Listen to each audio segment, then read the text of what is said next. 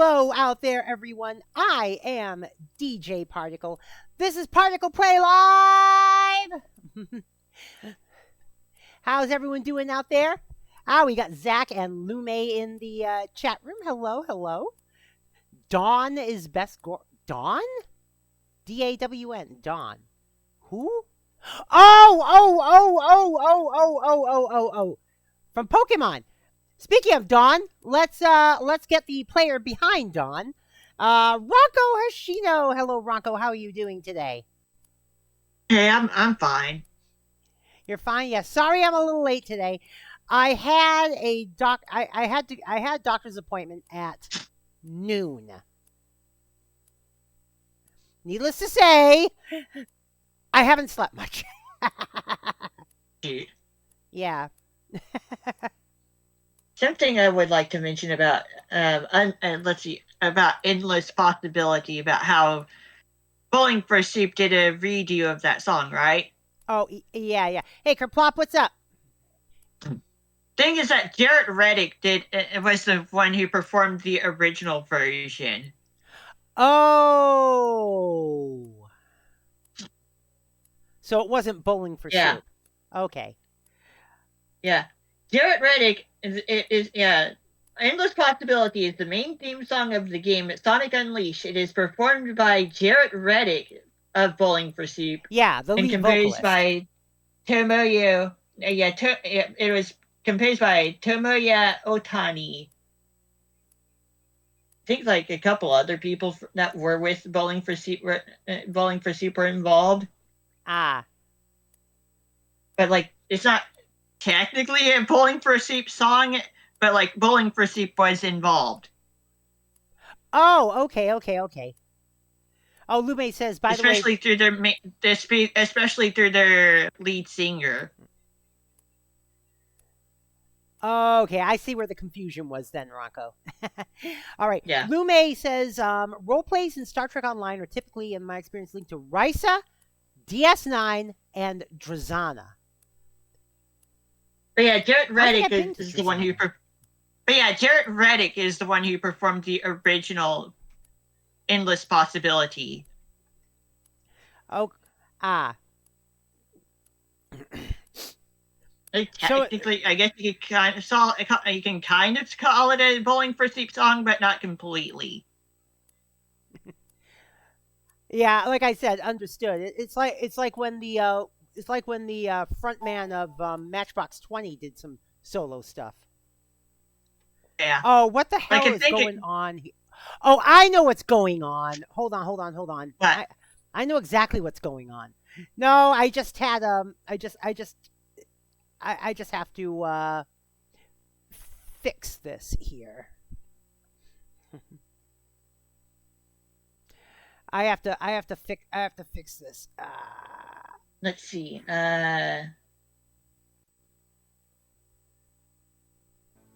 While we're booting up the game, also an instrumental orchestrated version of Endless Possibility was played for the fight against Perfect Dark Gaia, so like the last boss theme.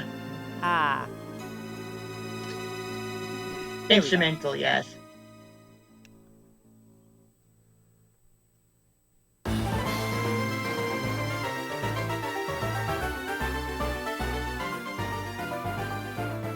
I gotta turn that down a bit because I turned it up last week for Shadow the Hedgehog. Yeah. And I also had to redo the display on the overlay as well. So. But that's all done. We're ready to go.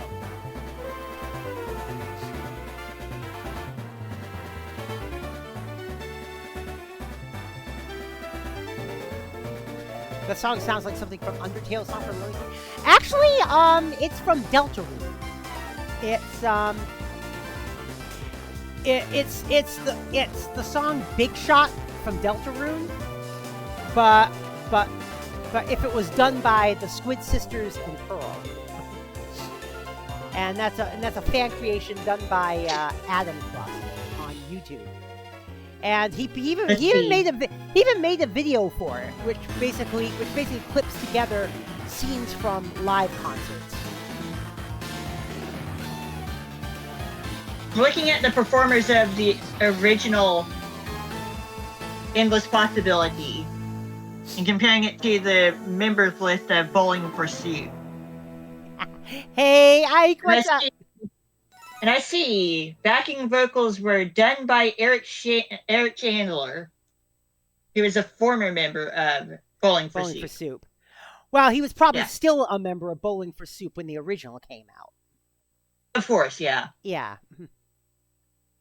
Because he was. Back when the Sonic Unleashed happened. How'd they make that? There are basically Vocaloid type tools that can there are Vocaloid type tools that use AI to mimic pretty much any voice you want.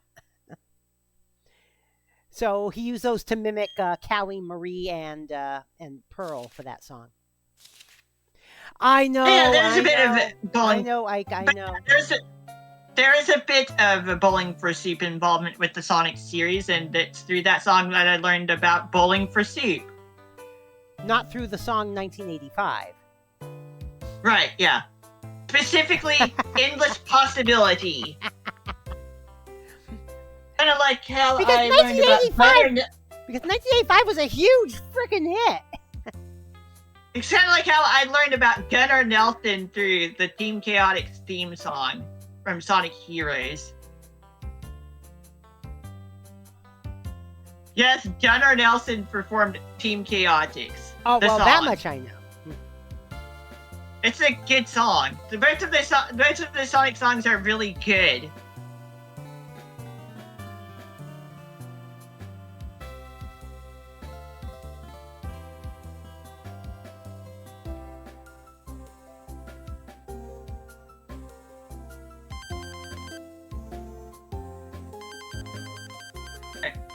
Getting the clock back up.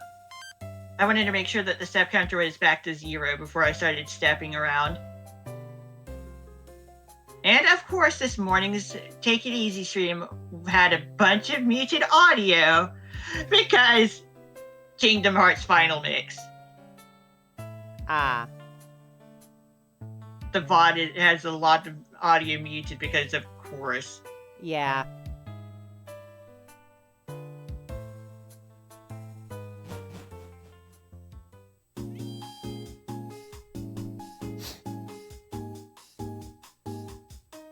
I died a bunch of times to a boss this time.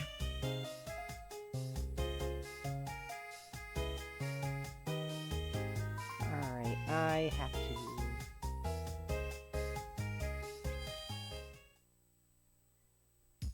to... do some cleanup.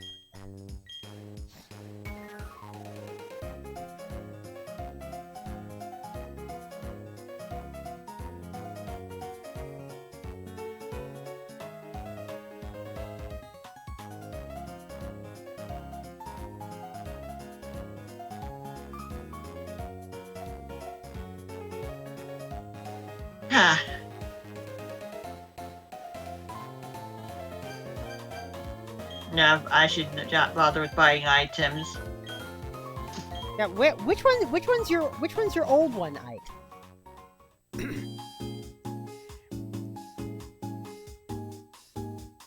Shiver and Fry singing the Snow Miser and Heat Miser songs. Oh, that would be cool.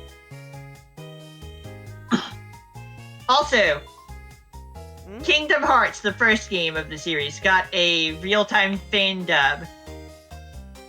Oh. 5 episodes. And yes, they got an improvised gag dub. Oh, gee. Organized by Snapcube, of course. Yeah, organized and edited by Snapcube. Alright, into the gym we go.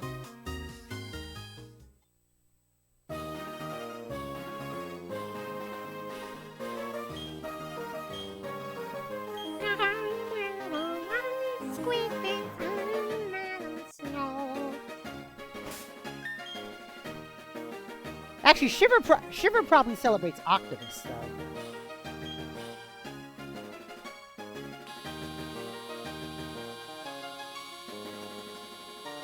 because she's an octoling.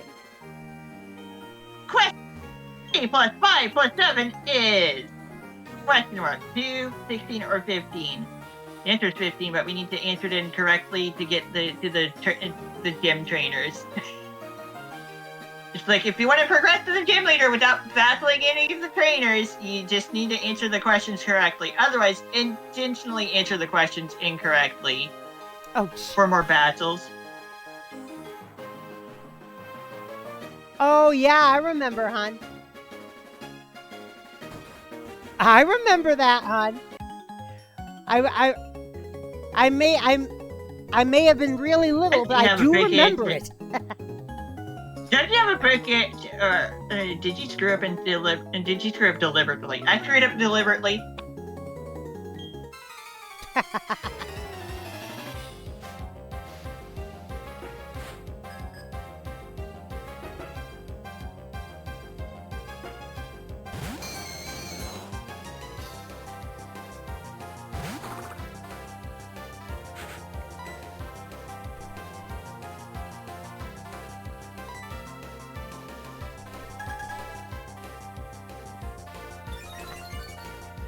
Yeah, I call today's stream the land formerly known as HISUI.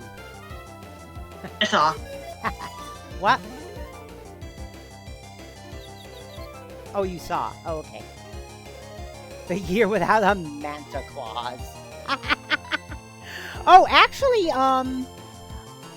a couple years back, Lar D'Souza, who is the artist behind the webcomics The Least I Can Do and Looking for Group. He's not the writer, but he's the artist. A couple years ago on his Blue Sky, he actually posted a picture of Big Man dressed up. He actually did a drawing of Big Man dressed up as Manta Claus.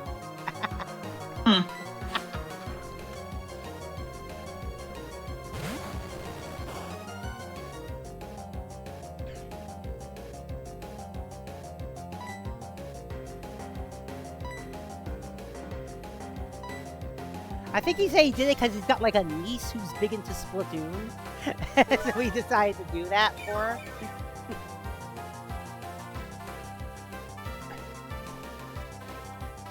A little risky leaving my psychic type in against the ghost type. Yeah.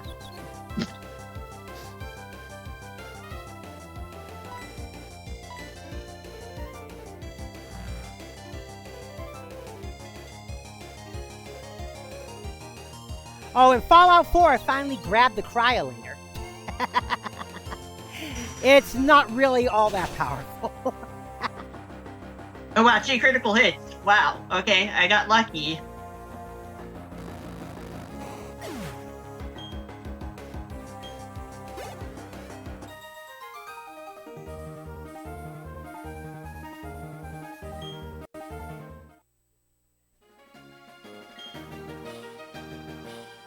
The guy was not squidding around. This is a dead end.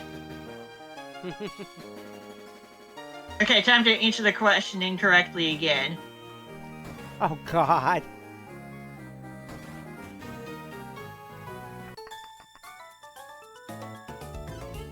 You said you'd get to battle with me, right?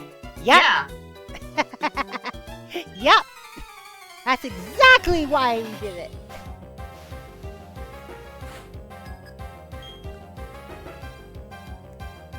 Last Molly.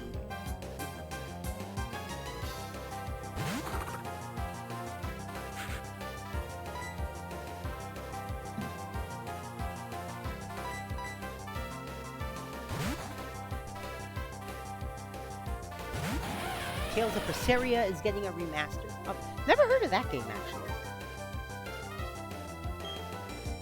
Another Tales of remake, huh? Yep. More Tales of shenanigans. Gameplay is average, but the story is amazing. Cool, cool. Nice. I've heard good stuff about the Tales of series.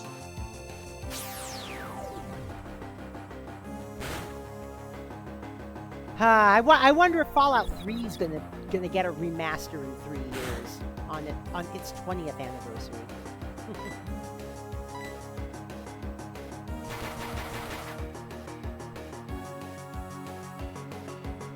Love me some Tails, Kerplop says.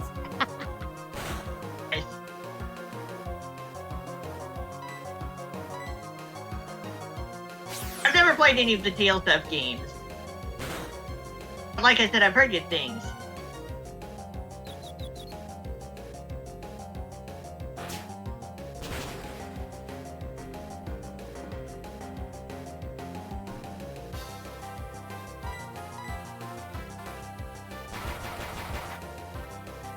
Hey, Caroline, what's up? Yeah, Pain Split takes the user's HP and the target's HP, puts them together, divides that number by 2, and then sets both the user and the target to equal half of that.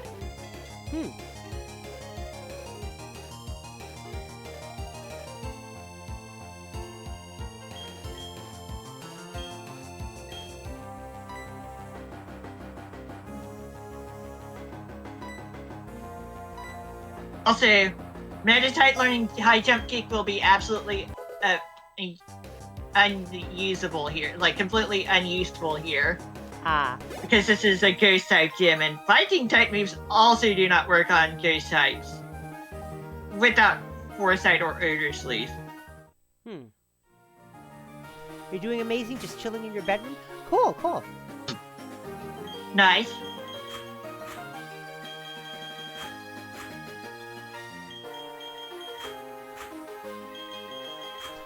Oh, apparently the makers of the Place Anywhere mod in Fallout 4, they initially said they weren't going to release another version until all the patches from this month and next month are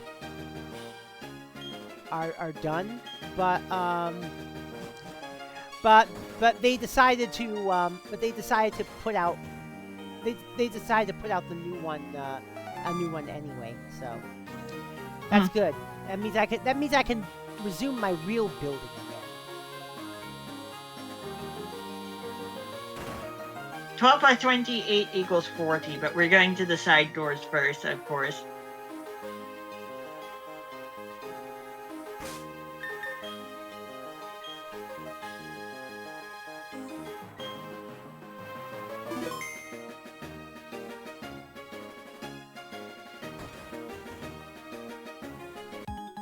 Also, yes, while I was fighting a boss in Kingdom Hearts, I learned how to use the furniture as a shield.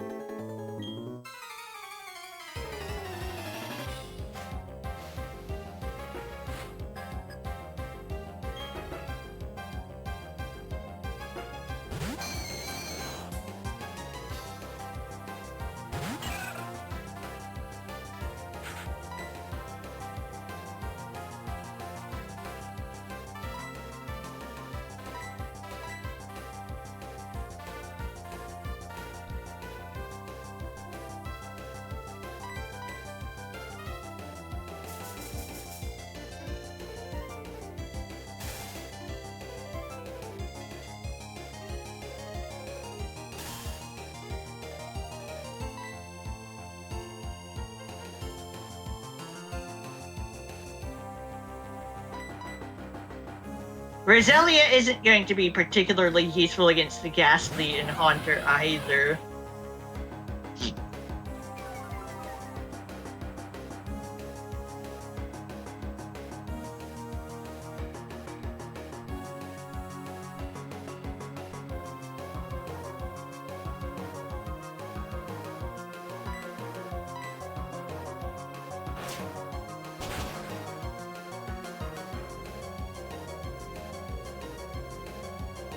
And also, I did play more Legends ZA recently.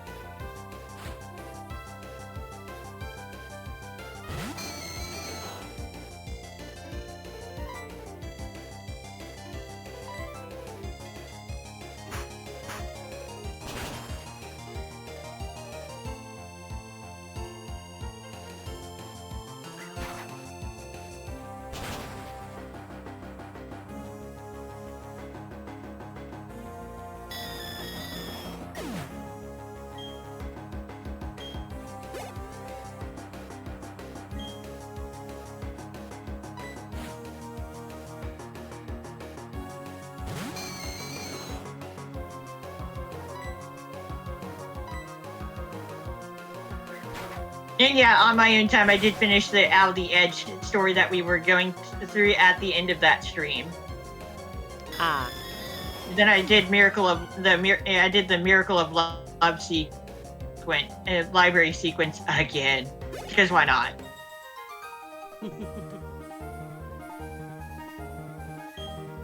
Oh, excuse me.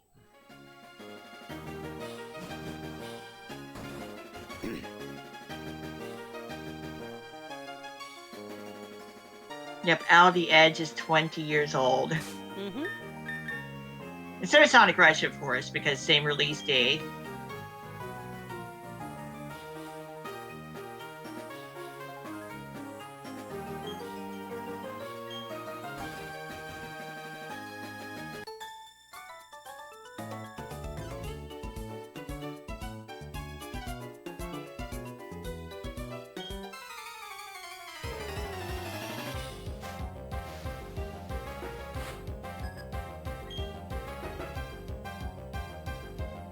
Roselia also is not going to be particularly useful against Griffloon. By the way, if we were to play on a Friday night, we would be able to have a shot at catching Griffloon in front of the Valley Windworks as of defeating Team Galactic there, but because we play on Thursday instead, we'll never get to see that unless I tinker with the system time. It's like, unless I tinker with the system time. I guess we could do a special Friday edition next week. Oh, wait a minute. It's not a big deal. Yeah. Oh. It's not a big deal. I don't necessarily need to show everything. I mean, we didn't get to go see catching Lapras and Johto for the same reason. Ah. Because that only appears on Fridays. But to be more specific, with Drifloon, it's Friday night. Whereas Lapras and Johto appears all day during Friday.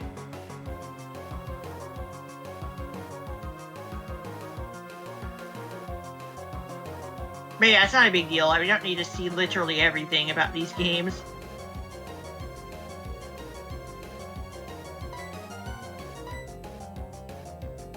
At least we get to see Drifloon at all.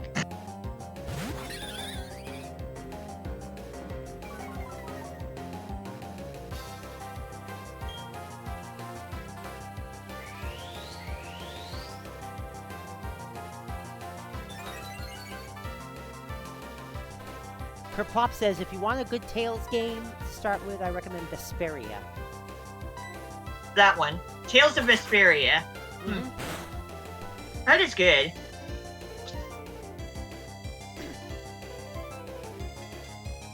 I defeated the Drifloon with the physical move. So Aftermath activated and dealt damage to Staravia.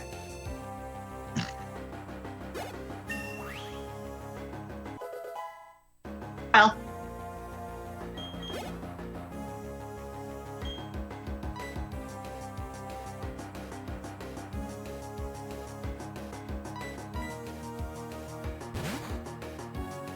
Tales of Symphonia. Yeah, I've also heard of that one.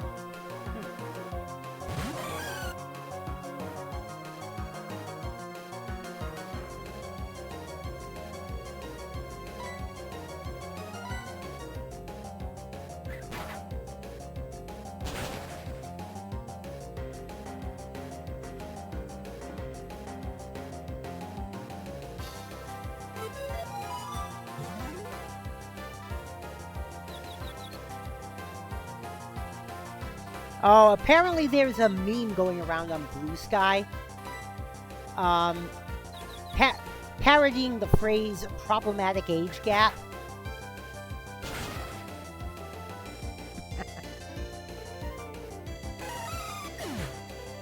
Anyway, I wanted to stop by and say hi, but I better get going. Take care.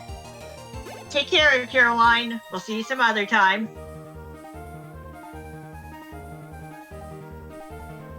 Uh-huh. See you later, Caroline. For example, when you're angrier about something that happened to a friend than they are, problematic rage gap. Your book is missing a chapter, problematic page gap. Those boards you're treading not quite meeting? Problematic stage gap. The globe that Wizard sold me has an entire extra continent that doesn't even exist. Problematic mage map. Star Trek Voyager, the think tank mentions they cured the Vidians, but we never saw them again. Problematic phage gap. And I said, Splatoon has agents 1, 2, 3, 4, and 8. Oh, and they have a second 3. Problematic agent gap. Yeah, the Vidians. Dang it. Problematic phage gap, indeed. I know.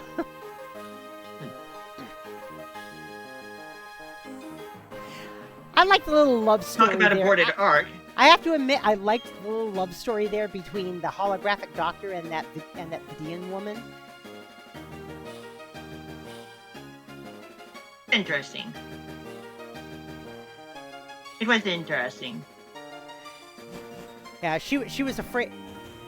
She was afraid that the doctor wouldn't like her anymore if he knew what she really looked like. And the doctor's like, why would I care? I love you. Yeah. And then nothing came of it. I know. Well, the holographic doctor did show up on season 2 of Prodigy, and will be showing up as a regular character in Starfleet Academy. Which that's interesting. Yes, which establishes that the holographic doctor is still around in the 32nd century. Of course. 3 times 13 is 39. But we're taking the other doors first, obviously. Yeah.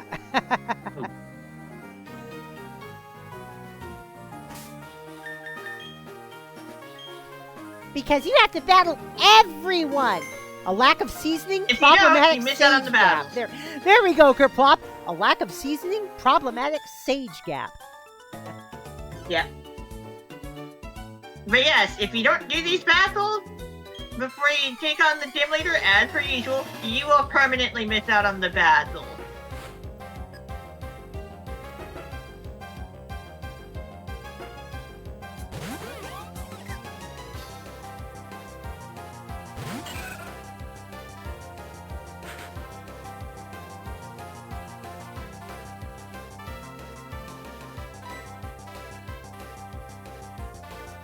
You were rooting for Doc in 7 of 9? Nah.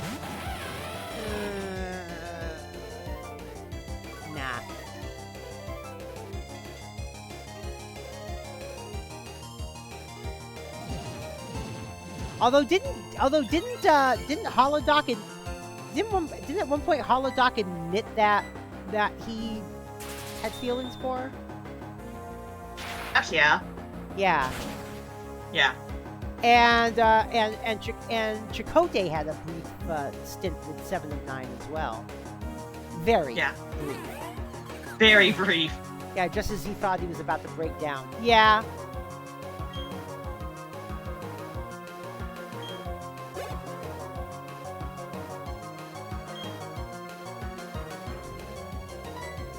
Hey, what's up, Cake?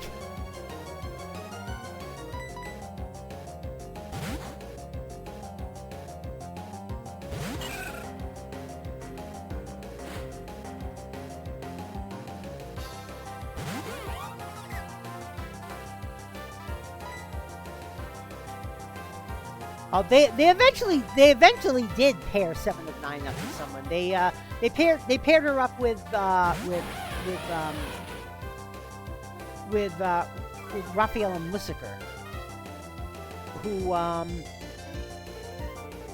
who was a new character introduced in Picard season 1. She was a Starfleet officer who basically left in disgrace after Starfleet decided they weren't going to help the Romulans anymore because of the synth riots. Dude.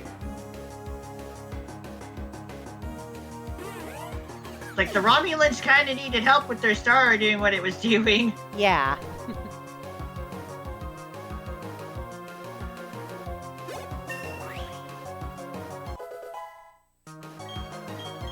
Robert Picardo appeared on the show 7 Days as a character who was actually Satan. It was honestly terrifying. Oh, God. Wow. I can imagine that. Oh, I will say, Jerry Ryan once said that she absolutely loved hamming it up as Holodoc when the two of them had to share a body to hide from hide from holophobic aliens.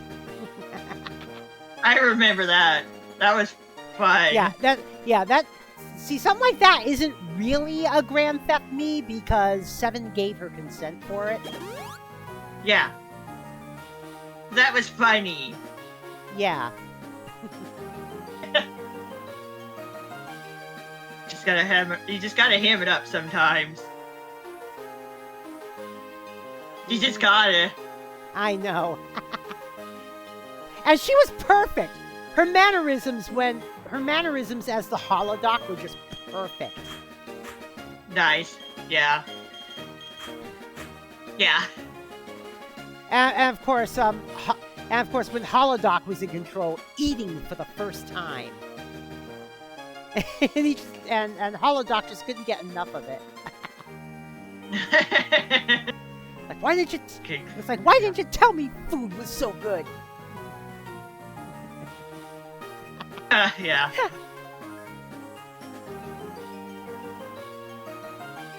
Also discovering body odor for the first time.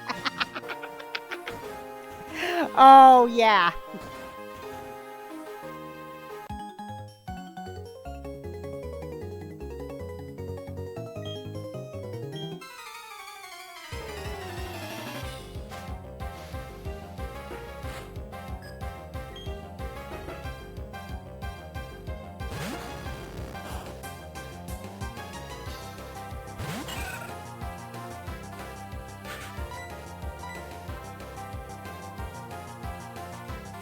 %70 chance, but it missed. 75% chance, and it hit.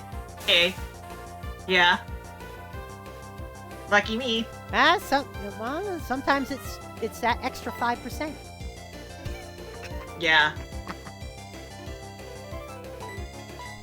That's like how sometimes missions on Star Trek Online. I'll get up to Admiralty missions. I'll get to like 95, 96%, and I'll say I'll go for it, and then it fails anyway. Ever hear Jerry Ryan's brief cameo in the Dilbert cartoon? Oh, the 7 of 9 alarm clock. Yeah. Yeah, I remember that.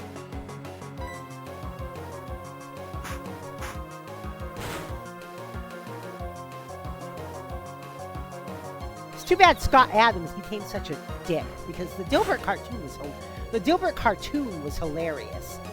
The comics were hilarious until he went nuts. But the TV show was really hilarious. I see.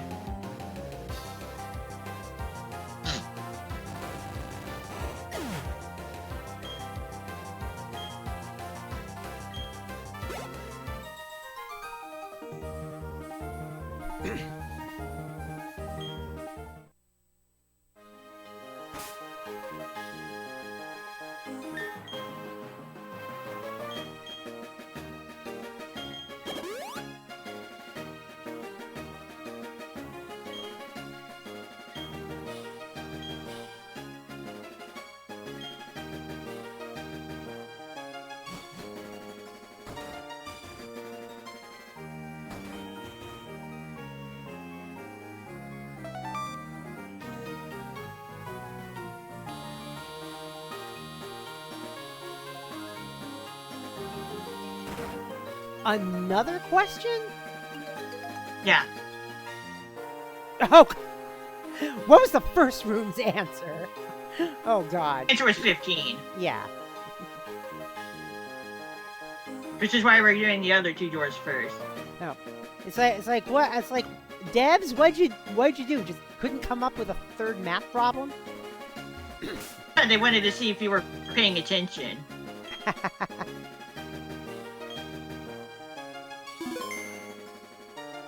Ah.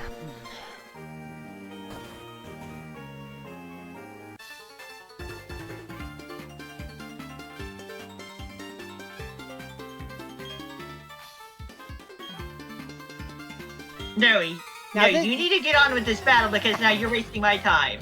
Now this is the 5th gym, right? Yes. Mm-hmm. This is the 5th gym, and Diamond Pearl, Brilliant Diamond, and Shining Pearl. In Platinum, it will end up being the 3rd gym. Ah. Does Brilliant Diamond still have the map problems in the 5th gym? Yes, because they are direct remakes of Diamond and Pearl. Yeah. Not Platinum.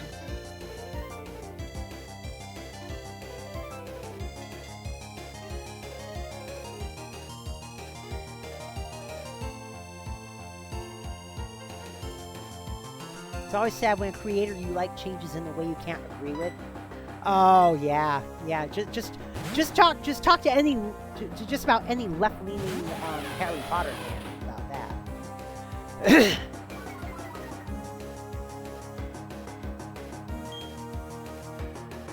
I thought the Harry Potter films, the old ones, were pretty neat, but like never really stuck with it beyond having watched through them with my mom a while ago. That was good enough for me. Yeah. Yeah, the Fantastic Beasts movie. Never played any of the games. Huh? I said the Fantastic Beasts movies, the prequels, pretty much bombed. Wow.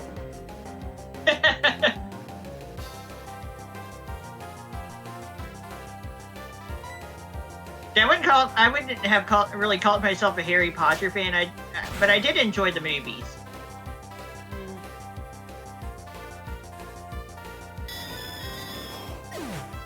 And once that was done, that was basically it. I've noticed something. J.K. Rowling's pretty much been on the down low ever since the whole Imane Khalif thing.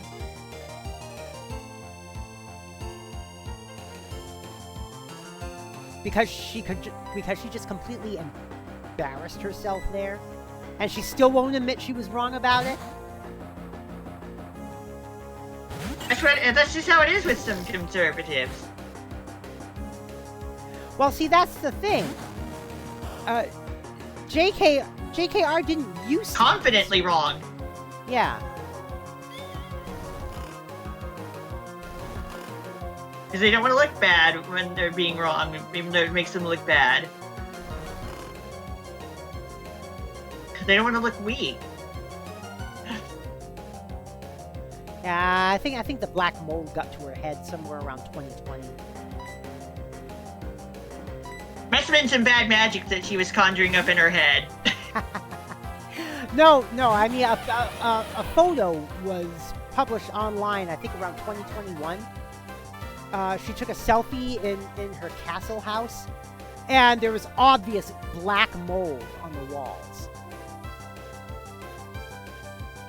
Black mold can really fuck your shit up.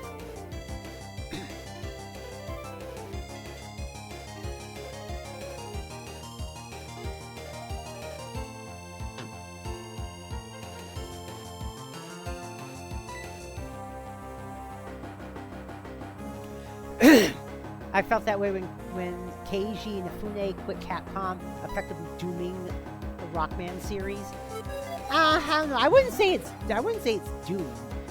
I mean, Rockman / Mega Man is enough of a staple now that someone could make a game in the same vein.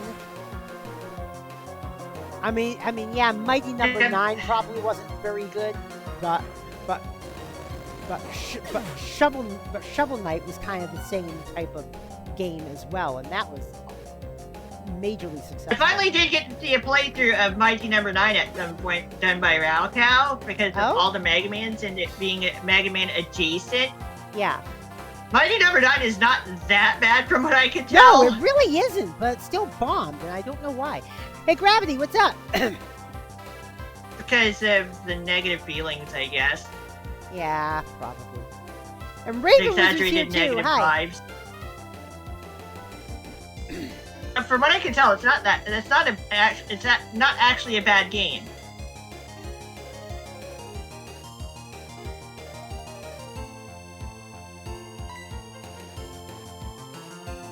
Hey there, Raven Wizard. Yeah, it's like there were some people who still dirt on Fallout 76, but Fallout 76 was really only bad for like its first year or so. once they brought in NPCs, it got a lot better. I mean, it suffered from the same thing No Man's Sky did. Bad launch, but it got a lot better with patches. Same thing with Cyberpunk 2077, which is now considered a good game after all the patches.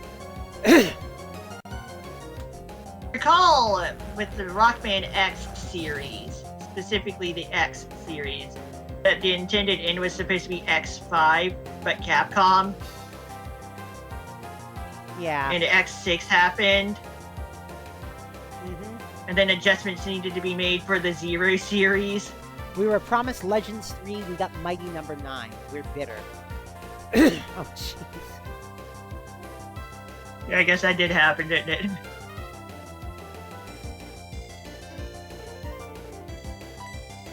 Inti Creates made some good stuff with the Zero series and the other Rockman games, yeah. Yeah, like talking about, and also 9 and 10. Also talking about creators becoming garbage people. It's like you remember the old Sega commercial, the old Japanese Sega commercials with Segata Sanjiro? Yeah, and like a few years back, we found out that the person who portrayed him is a fucking nationalist, a bigoted nationalist. Wow. Yeah.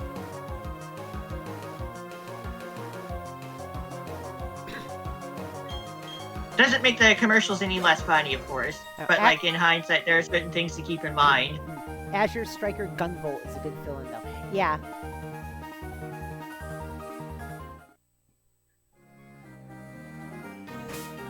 Yeah, the whole Rockman X stuff, like Inafune-san, and so on and so forth. Who to blame is like, I don't know. Was it KG being strange, or was it Capcom being strange? Because sometimes Capcom can just be plain strange, obviously. Oh, and in VTuber just like it is.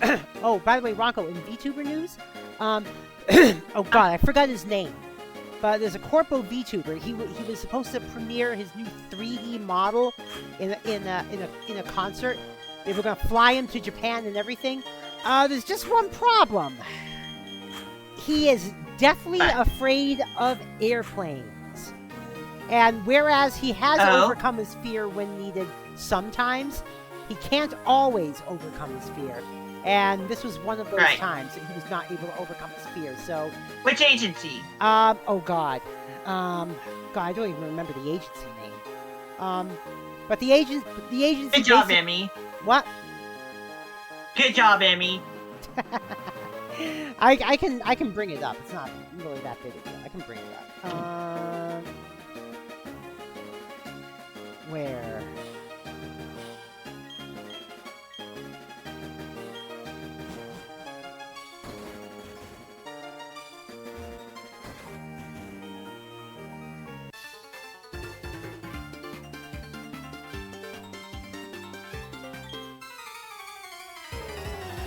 Oh, okay.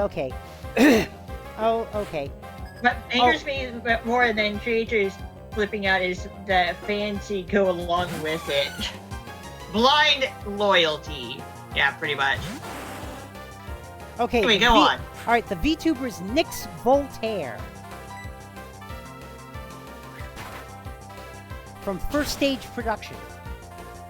Ah, never heard of him. Yeah. Hey, have a nice start.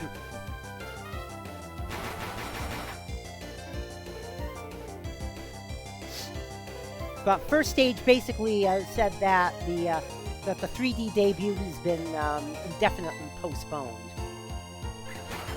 And the thing is, the way they worded the press release for it, made it sound like they were angry at Nick's Voltaire, but and of course people replying, basically saying, "Hey, dude has a phobia because of parental abuse. You know, don't be mad at him. Be mad at his parents." It turns out that the agency was not, the management, the managers and owners were not actually upset. Well, it's just the way they worded their. It's just the way they worded their press release. It didn't. I don't know anything about. They didn't release any other statement, but.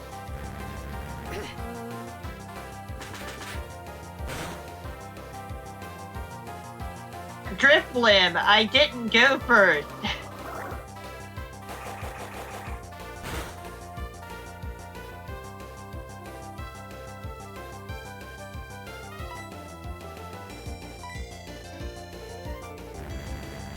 What angers me more than creators flipping out is the fans who go along with it. Yeah. Yeah, I read that. Just like when Hogwarts Legacy, the Turkey Wizard game came out, and it's sold a lot, but then you realize the only reason why it sold a lot is because of idiots who bought it just so it would make money, and didn't really actually play it. And the people who did end up playing it didn't know what was going on with the situation. Or didn't play it for long. Probably.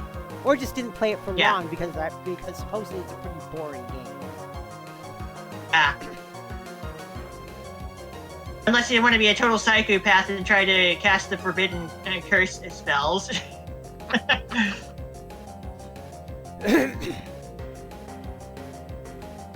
It's like unless you want to be totally unhinged and be like, I'm gonna get to the academy. Wait, can I cast the forbidden spells for this?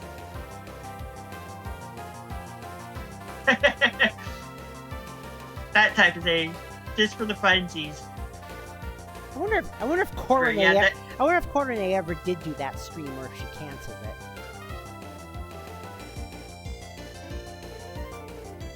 I know Pekora played it, and she was she was the one who wanted to do the cast the forbidden curses. Because so comedic because of comedic sociopath. Oh, so she was playing it, but she wasn't playing it seriously. Right. She was because comedic sociopath. Yeah. I could see Pekora being there like, destroy the Potterverse! Like, let me use the illegal spells. I wanted to cause as much destruction and mayhem as possible.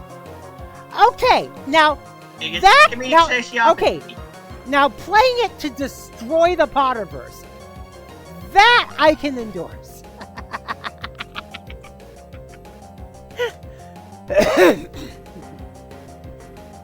She so badly wanted to cast the killings and curse. And those other two, the possession one and the whatever of the third one is. Like, she just wanted to do stuff. Basically. That's the first thing she wanted to do upon joining the academy. Oh, Cake said, I looked up the game out of curiosity. The first thing that came up about how good it was a Reddit thread. And apparently the game is mid. Oh, jeez. Oh. Yeah, I've seen reviews that range from mid to bad.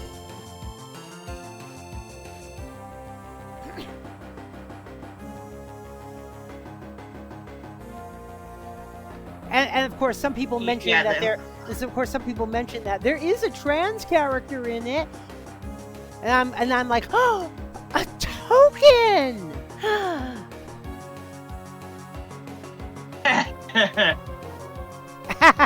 Dana from the other room. I'll have you know, I was a proud token for Dykes on Bikes for years. Yeah.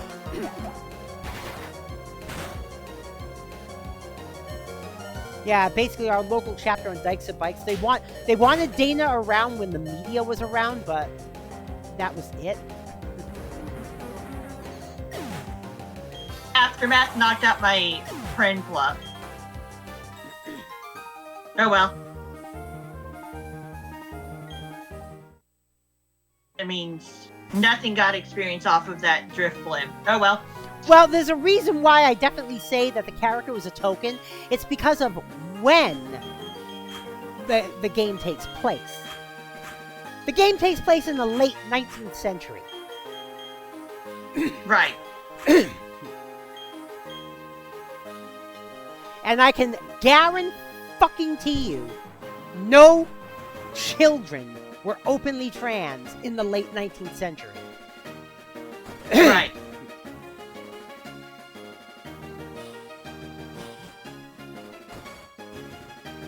Let's go heal up by riding these slow elevators that are totally ultra mega super safe, of course. Ultra mega. Super Good safe. for. I mean, lucky for us, we're not allowed to move while they're going up and down. Yeah, movement is disabled while the elevators are moving.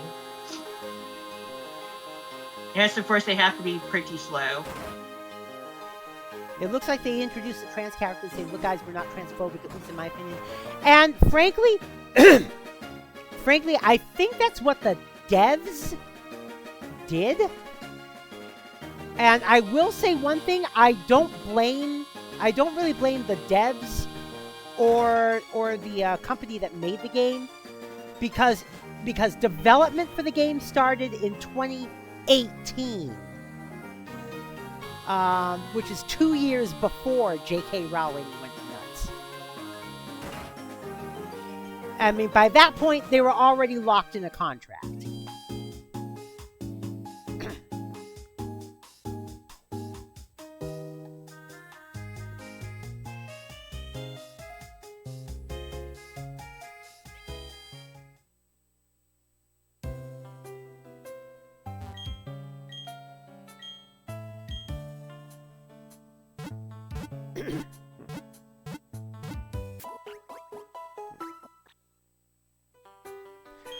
I mean, if the game was set in contemporary times, then fine, trans character, right? But no, the game's taking place in the late 19th century. No, I mean, I can't say there were no trans children, but I can say there were no openly trans children in the late 19th century. They were mostly in the closet. They were mostly in the closet. Or they just simply didn't realize. Yeah, that's also a thing to take into consideration. Yeah, because we're talking like 130 years ago. Yeah.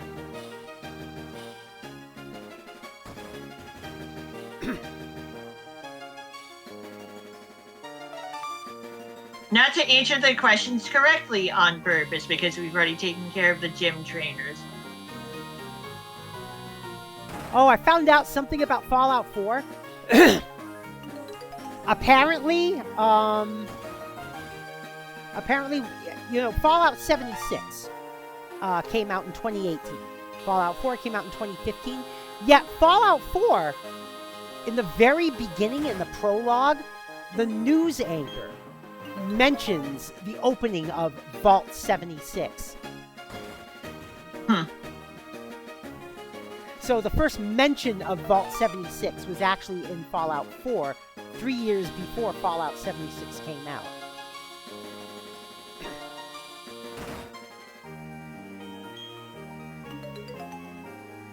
And of course, Vault 76 opening was a big deal because it opened it opened on July 4th, 2076.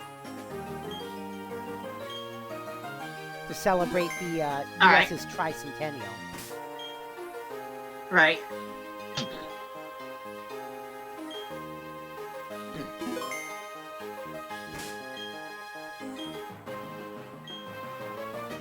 I have bicentennial dollar coins somewhere in my closet, I'm pretty sure. Good old bicentennial dollars. You literally can't use any coin machines. Oh, Ike bucks. Yeah, I have like at least a couple of them. Yes, they are big. I'm sorry. I tend to denote the types of dollar coins by who's on them. Yeah. There's I call them that too because they are very specific dollar coins that didn't stay around for very long because they were unusable in coin slots. Well, they were because they are so big. Well, they were around for I think they were around for 1965 to 1978, and then long enough to be bicentennial minted. Yeah, and in 1979 we got Susie bucks. Yeah. I also have a bicentennial quarter and a bicentennial $50 somewhere.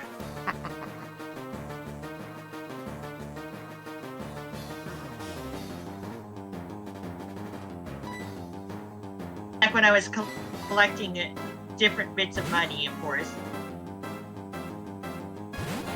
Oh, apparently there will be special coins next year for the 250th anniversary of the country. They'll say not surprising, and they will say 1776 to 2026 on them. That makes sense. The quarter millennial. We're at the. We are at the 5th gym leader, and she had her Pokemon use Gust.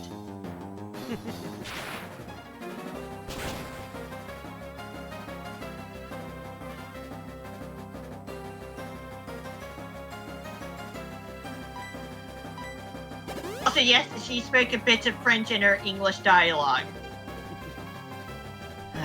In Japan, she peppers her Japanese dialogue with some English. Oh, jeez.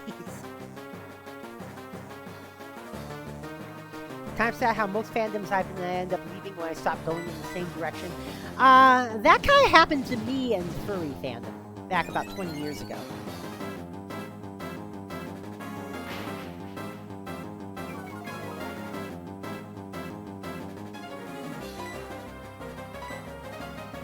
Yeah, Dana and I kind of left the furry fandom about 20 years ago when it was starting to morph into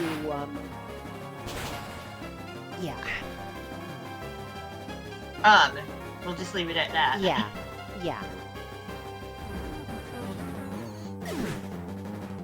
And the thing is, friends along the way and the anyway. thing is, I don't have a problem with kink, but the origins of furry fandom were not about kink.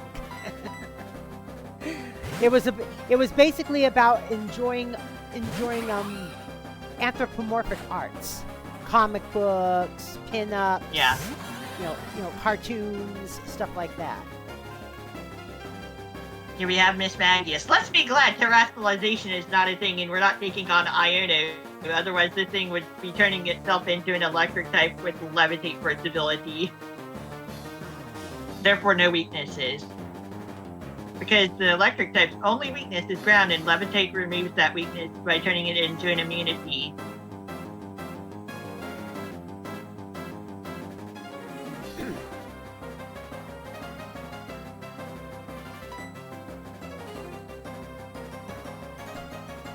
And the thing is, around the turn of the millennium, there was a group called Burn Fur, and what they initially were is they were a group that wanted to bring the fandom back to its roots, because they just didn't want people thinking that furry fandom was all about kink. And unfortunately, what happened to that group was it got taken over by Christian fundamentalists. Well, that's ridiculous. Yeah. One guy, an artist. We want you to worship dog. Yeah, one guy, an artist who called himself Ben Bruin. Basically usurped the group and turned it into some evangelical Christian thing, and that's when Dana and I bugged out of that group. We want you to love and worship dog. Yeah. Dog. Yeah, there we go. Like, So- look, if we're gonna make our leader Nathan, we can go with that. So if you look on the furry wiki, you will know that you may notice that I am on the furry wiki, and it mentions that I'm a former member of Burn Fur, but but I also made sure that it mentions that I left it when it got prudish.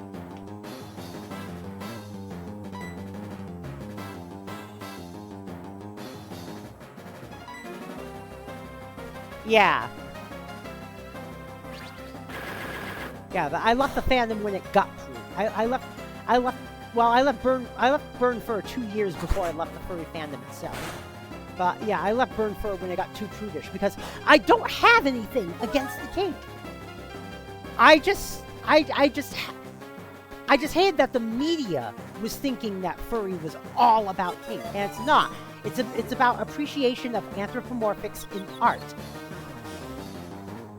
And yes, yeah, and of course, art, like I said, includes comic books, cartoons, but it also includes adult material like pin-up art. It also includes fursuits, because cosplay is an art as well.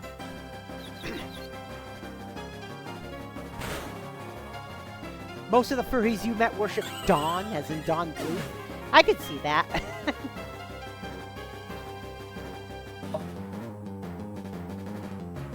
Fascinating. Yeah, it's too bad Dawn Bluth's Dragon's Lair movie never got off the ground.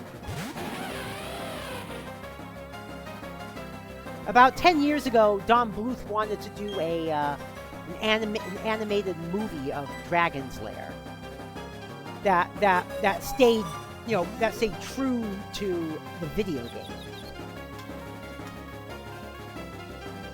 Yeah, that stayed true to the video game. Although he would have changed Daphne a bit, Princess Daphne. He would have changed her a bit because in 1984, Princess Daphne was such a sexist stereotype.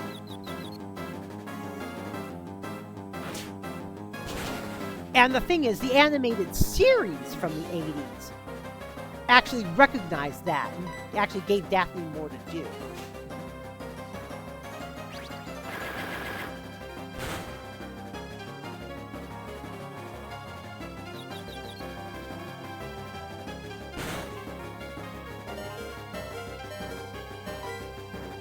And as well, I'll use my one and currently only hyper potion.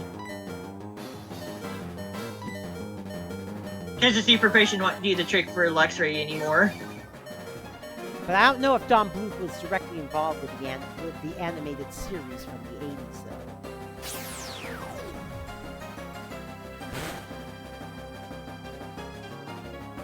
though. Okay, I got critical hit by that side beam. Dang it.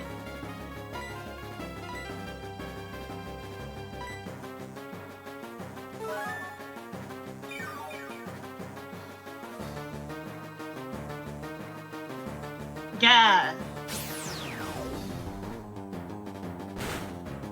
Miss Baggius is moderately fast and has good enough special stats, special attack and special defense. Although, of course, Fluttermane completely eclipses this thing. That's not until Gen 9 that we get to see Fluttermane. Oh, apparently Dawn Bluth was involved with Space Ace, too. The other Laserdisc video game from the 80s. The thing is, nowadays, there are actually remakes of Space Ace and Dragon's Lair that are actually playable.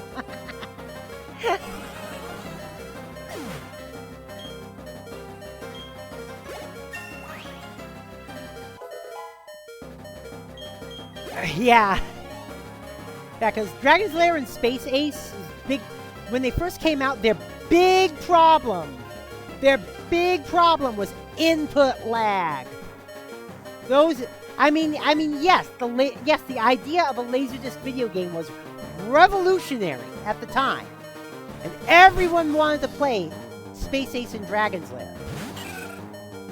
But the problem was, now, looking back from now, the games had massive input lag. Modern remakes of them, they take out the input lag. And they're a lot more playable. Oh my goodness.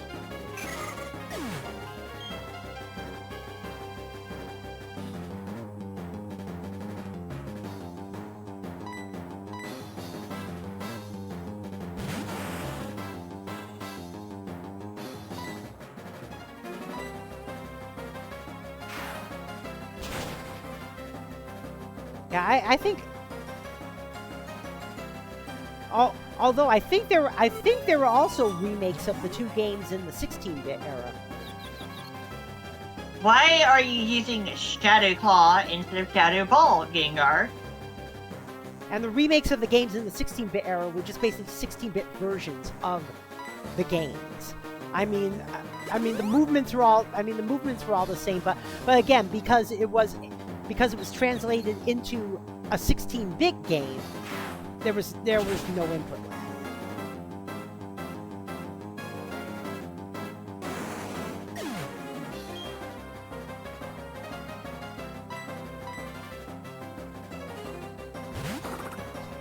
Sad to see how few of the fans cared. Yeah.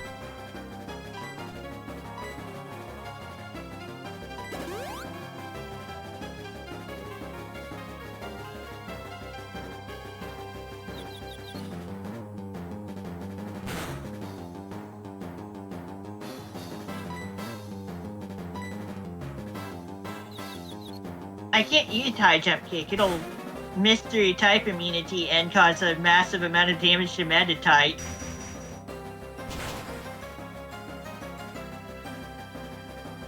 Never give up. Never surrender. There we go. There's a quote for you. Oh my god!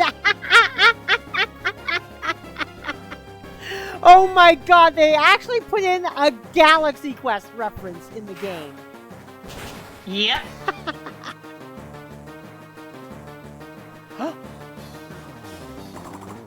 Uh-oh.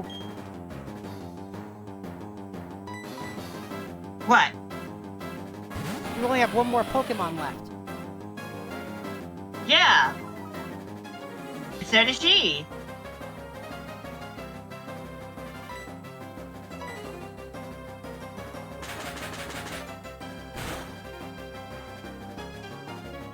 And Tina, why is your Gengar a physical attacker?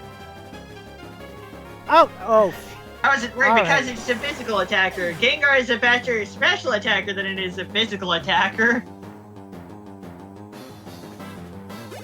I just needed to heal my Luxray up. Whew! That came down to the wire. Wasn't worried. You pretty much go fan-baseless these days. I like what I like, and I can drop as fast as I pick up if I don't like where it's going. Yeah.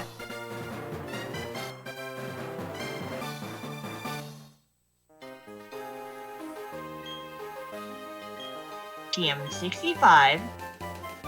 Shadow Claw. Yeah, that makes so much sense. It can hit critical hit. It can get critical hits a little more often than usual.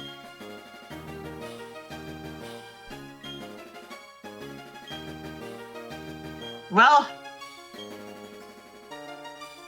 time to start the backtracking and stuff like that.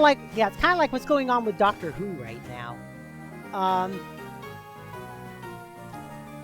As much as I liked Shudigatwa's portrayal, this whole bi-regeneration thing, in which 14 split into 14 and 15, I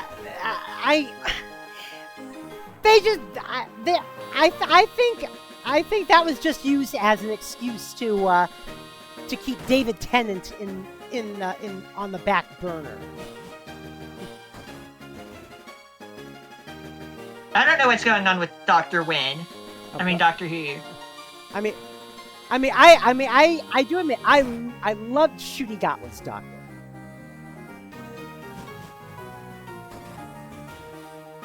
Then the question becomes, Doctor why?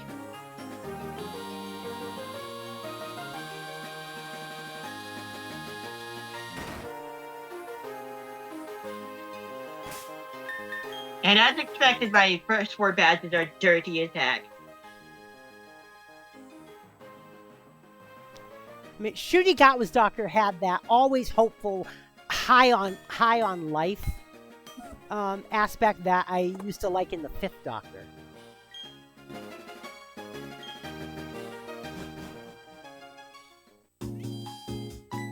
Oh, I know that, Kerplop. I know that. Hey, what's up, Raven Wizard?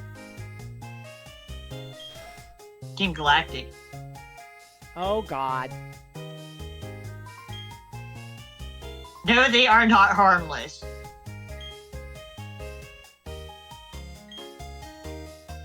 Now that the rooms were interesting, visit the library in Cantaloupe City. We'll do that some other time. And I have to admit, my favorite 15th Doctor moment, believe it or not, has to come from his first full episode. The Goblin song. The Goblin song. That's my favorite 15th Doctor moment. Hands down, the Goblin song. Where these little goblin-like creatures are singing about eating babies.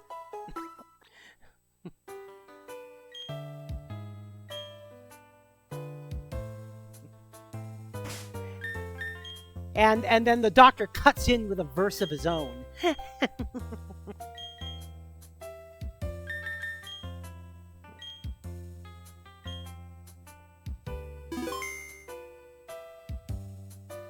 Okay, what do I want to do first? But unfortunately, Shooty Gotlet kind of pieced out after only 2 seasons as the Doctor, which kind of sucks.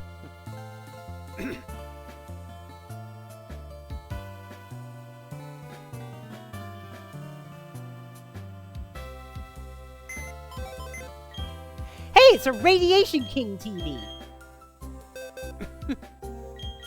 Huh. Well, thankfully I did catch 2 birds in the Safari game. Nice. So I do have a sweet ride that I can teach Fly to. And then we'll just do all the surfing side stuff, or at least we'll get started on it. Oh god, that's right. I still haven't seen Shooty Gotlet's 2nd season as the Doctor. I keep forgetting. I don't even know if it's on Disney Plus anymore. Because BBC's collab with Disney for Doctor Who has ended. They did the 14th and the 15th Doctors, and then Disney kind of pieced out of the deal. Supposedly BBC's new deal, new streaming deal for overseas is going to be with Paramount Plus. So Doctor Who will become. So Doctor Who will be will kind of be sharing a production company with Star Trek for a little while. Interesting. Crossover! Crossover! Do a crossover! Do a crossover!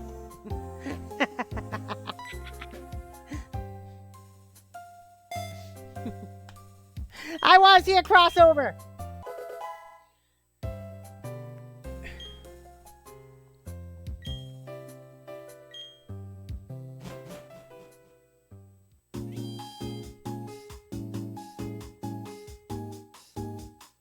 Now that we have 5 badges... Have like the 16th Doctor show up on Pike's Enterprise or something. We'll buy some hyper potions. Just dump the money into hyper potions. Why not?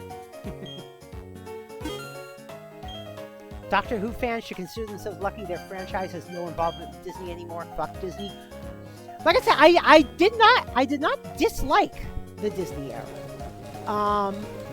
As a whole, I just didn't like the whole bi-generation thing. Because the thing is, first the Doctor did it. And then later on, even though I haven't seen season 2 yet, spoilers, then the Ronnie did it in season 2. And I'm like, what? What the fuck is this? I think the issue is with Disney itself. And yes, they did bring back the Ronnie in Disney season 2. But yeah, I think the issue is with Disney itself.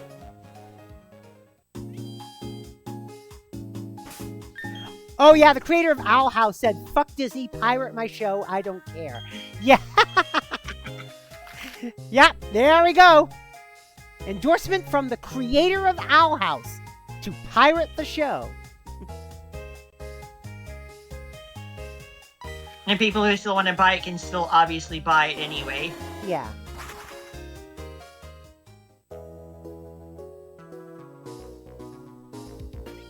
I like how when we land from flying around, my character sprite is still lit up as if it was daytime, but then it gets darkened down by the nighttime visuals, the nighttime lighting. Because that totally makes sense.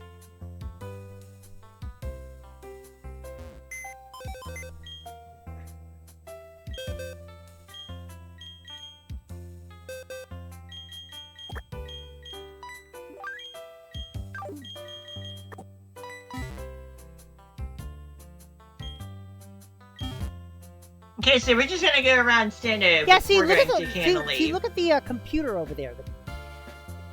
Doesn't it look like a Radiation King television from Fallout?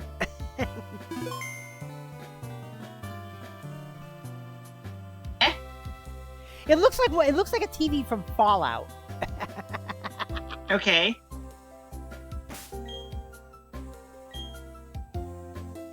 I love her. I love Knights of Guinevere as well, a show by Glitch that she co-created. I highly recommend watching the pilot. Oh, yeah, I've heard about that. Watch the pilot! I've watched the pilot. Yes, I have watched the pilot. It's good. And there is fan art of that stuff already.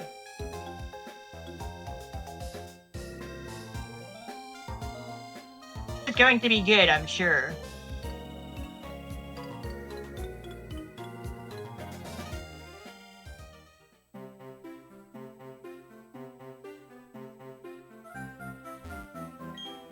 You liked it too, Kerplop? Nice.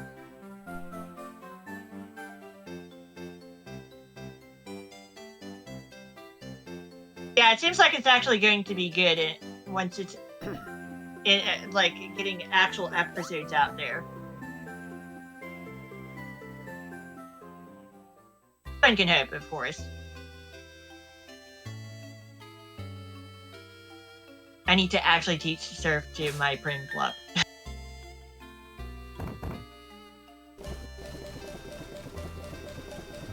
And anything in my team learns Shadow Claw. I mean, aside from Gengar. Well, yeah, ParticlePlay can learn it, but I'm not going to use the TM.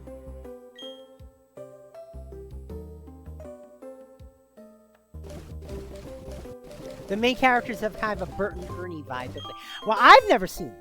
I have to admit, I've never seen Knights of Guinevere. I can kind of see that. I can kind of see that. I can see that. Yeah. I can see that.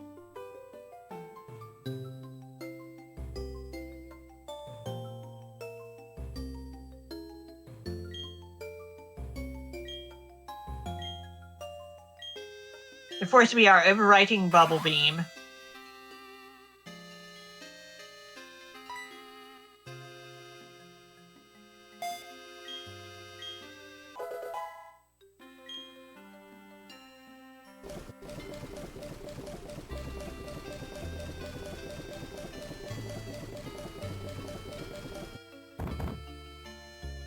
Yeah.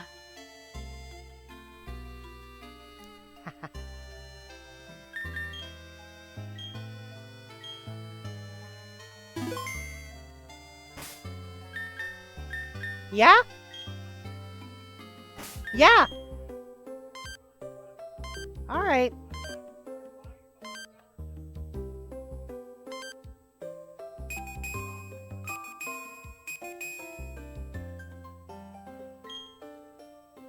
They don't...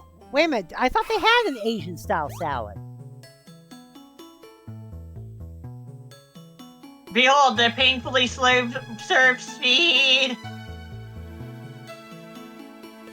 Let's see how close to walking speed it actually is. 1... about 2 seconds. It literally is walking speed. Oh my gosh. What were they thinking? Yep, welcome to walking speed, surf speed. Oh, jeez. If Andy They starts do collecting end up paper fixing clips, this I'll in back up. platinum.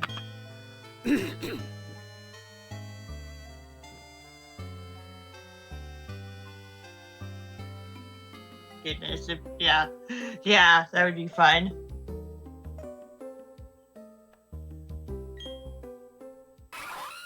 I know there's something around here.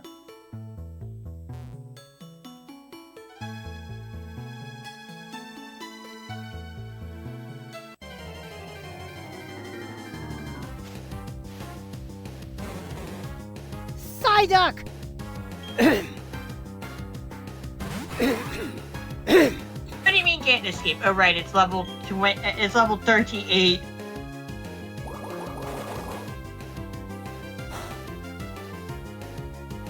Of course it's going to be faster than my silly little friend swap.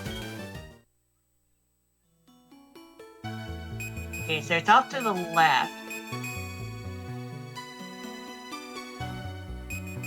It's not specifying where the item is. It's something moving around, it looks like. No. Hidden items do not move. Oh. It's just some items cannot have their locations specified by the item finder. It seems to be specifying now. But if it were just, like, by specifying, I mean, there would be a dot popping up on the radar. Oh. But the radar kind of settled down in one space, though. As you can see, it's telling me there is something nearby, but not telling me exactly where it is.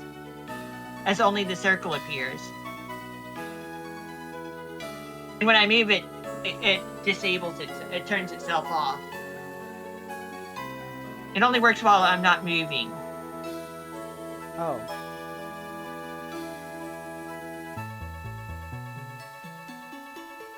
So I'm going to slowly surf around while mashing the A button. Which will probably summon more wild Pokemon, why not? I guess I could just look it up. Yeah, normally when you use the dowsing machine or the item finder, as it was originally called, it would give you a dot to tell you exactly where the item is, but this does not always happen.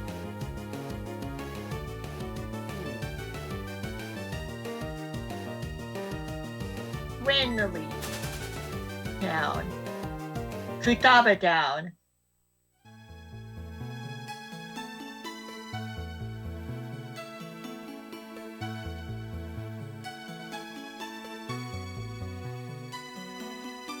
No, I'm just gonna look at the trivia section first.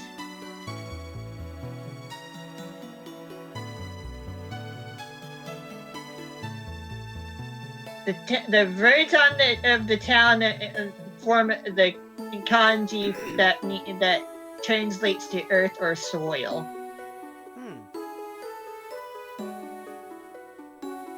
Okay.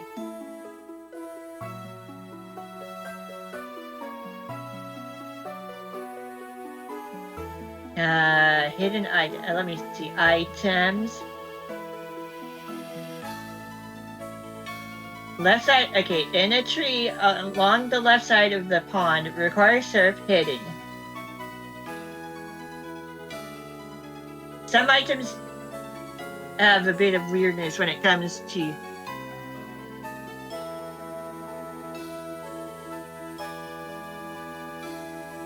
And sometimes items are a little more resistant to being found by the item finder.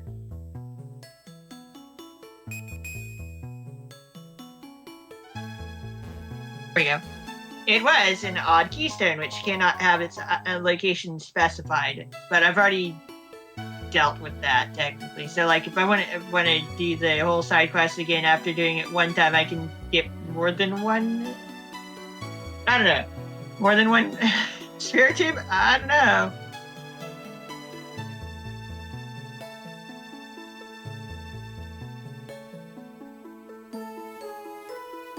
Let me see.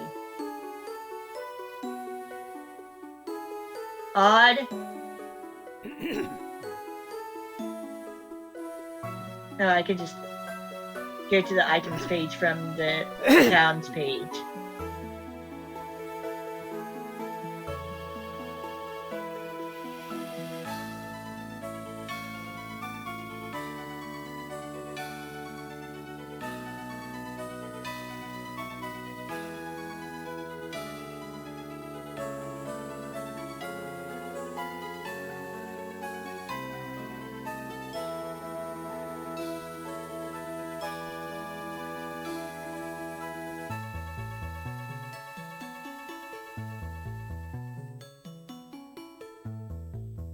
I'm looking stuff up. Center Route 209.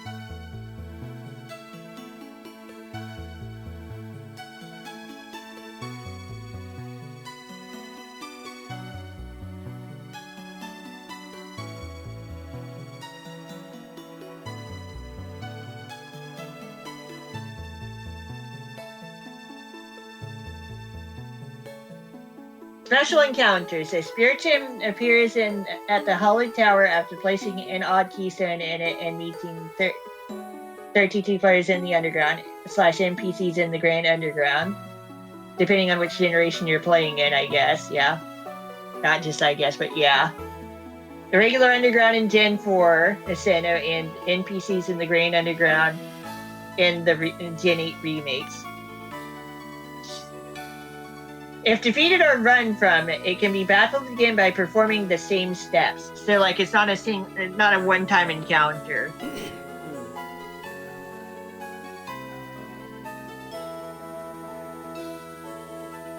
But we're not going to deal with that.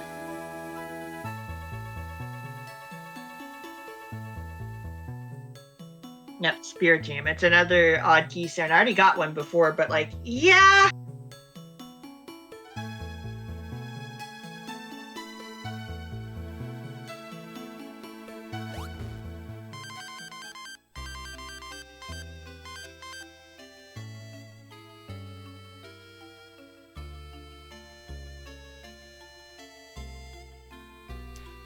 Ah, crap. I will be right back, folks. I'm running late for an idol meeting. Okay. Yeah. I'll be right back. Okay.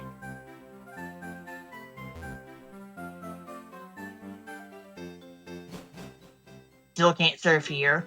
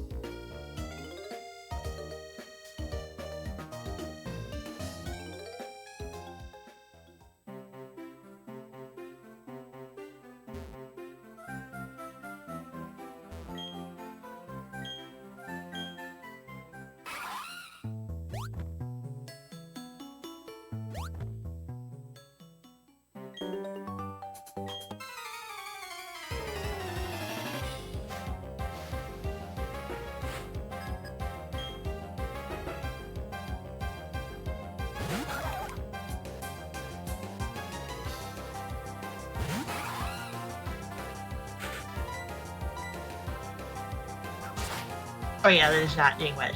That will not do. That will not do.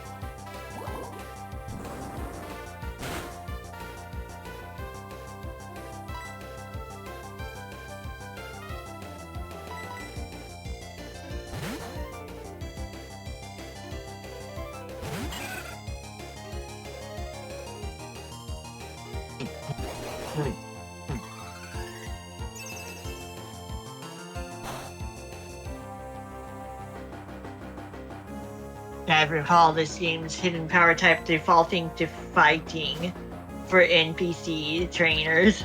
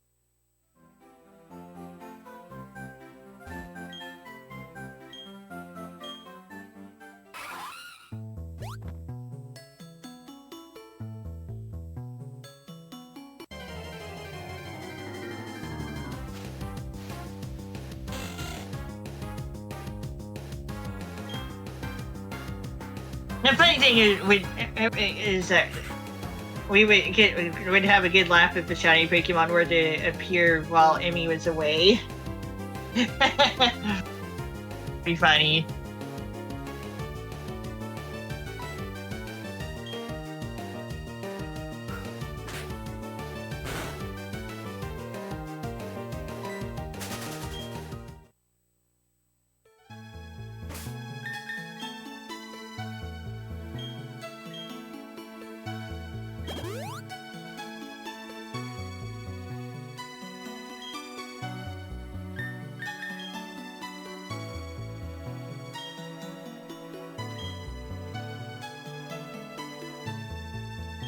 Alright, I'm back.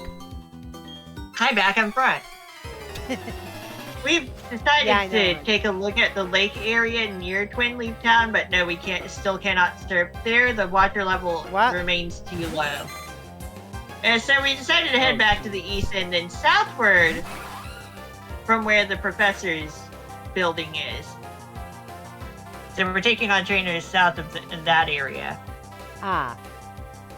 Goldine!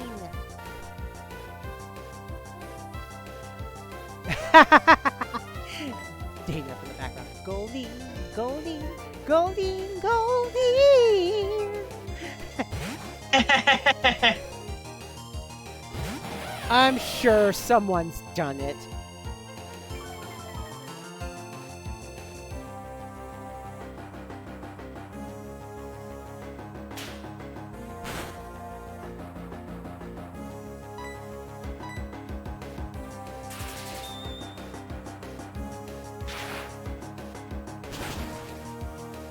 Yep.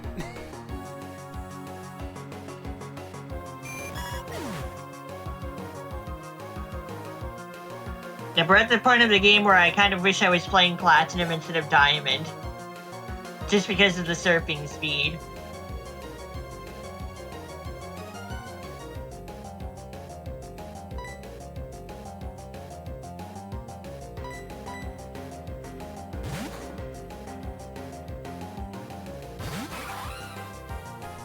Yep, Goldine, parody of Jolene. July 29th, 2016. Another one from February 6th, 2021. Another one from February 4th, 2021. Wow. Yeah.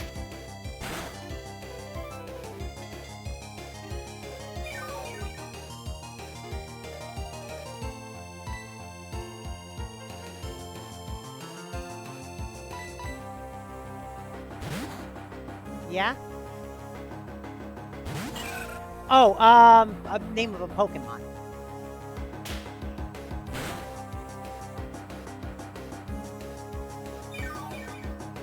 A Gen 1 Pokemon. Yeah. And there are parodies called Goldine that are parodies of Golden by the K-pop Demon Hunters. Why?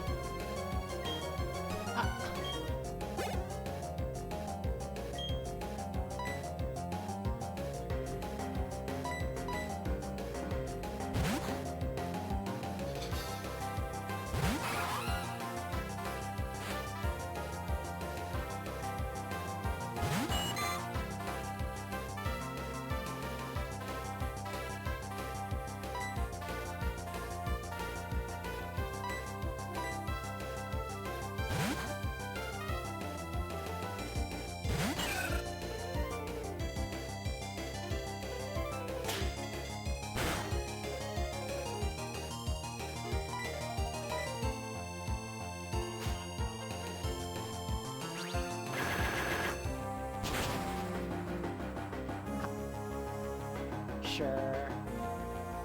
Sure.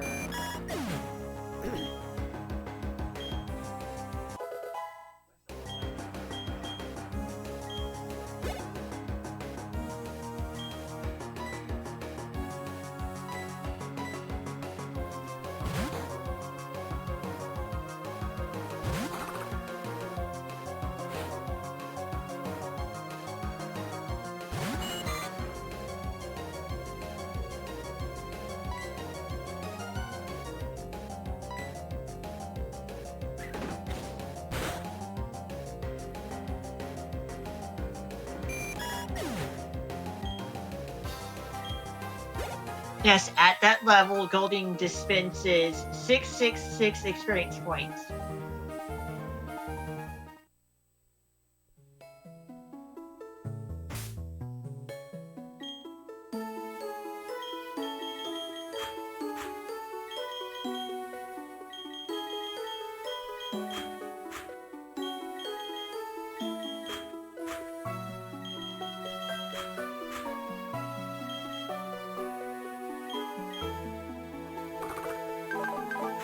Yeah, 100 power, 90 accuracy. The fairy is attacked with a knee kick from a jump. If it misses, the user is hurt instead. The current effect for that is half max HP. High jump kick is a really strange move in the older games.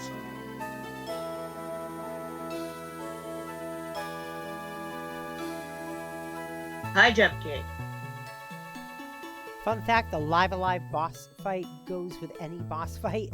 Oh, jeez. HIGH as of X and Y, by the way. In Generation 1, high jump kick does damage with a power of 85. If it misses, the user will take crash damage of 1 HP. If used against a ghost type, then the user will not take crash damage. In Generations 1, 2, and 3, if the user of high jump kick attacks first and faints itself due to crash damage, the target will not attack. In Generation 2, the crash damage is now 1/8 of the damage it would have dealt. The user will take crash damage if high jump kick is protected against by moves such as protect, but not due to type immunity. Only the type immunity message is displayed.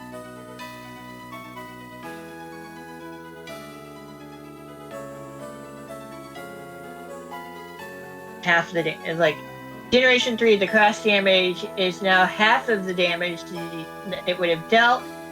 Generation 4, high jump kick's base power is increased from 85 to 100 and cannot be used if gravity is in effect. Oh, jeez. The user can now crash due to a target's type immunity and will take crash damage equal to half of the target's max HP in that case.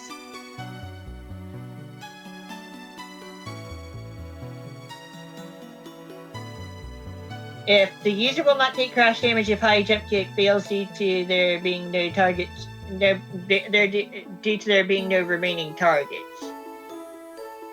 Generation 5 onwards, high jump kicks and power is increased from 100 to 130, and its PP is reduced from 20 to 10. The crash damage is now always equal to half of the user's max HP, rounded down. So, like, it'll be changed up some more next generation as well.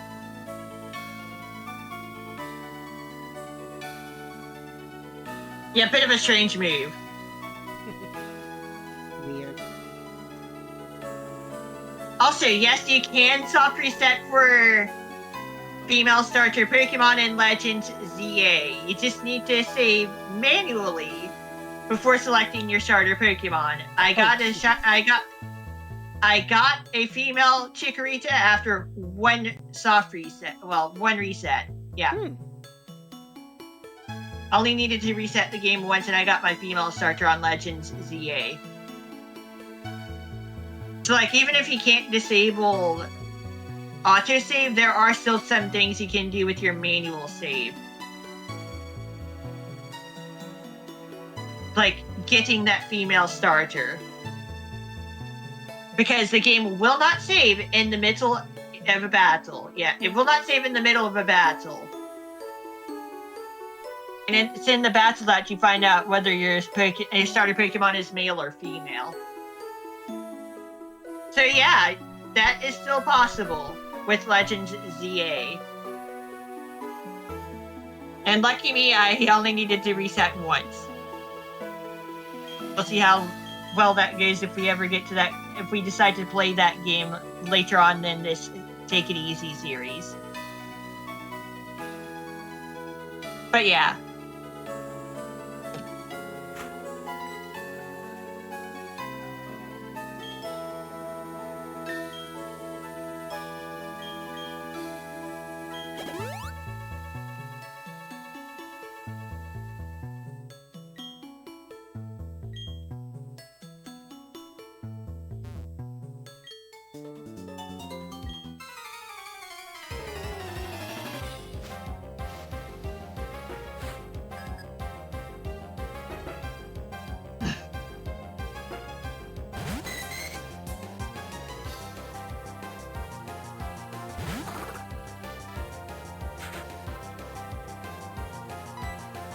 But yeah, anyway, yes, luckily, high jump kick has a 90 accuracy, so it's not often you'll get the crash damage to happen.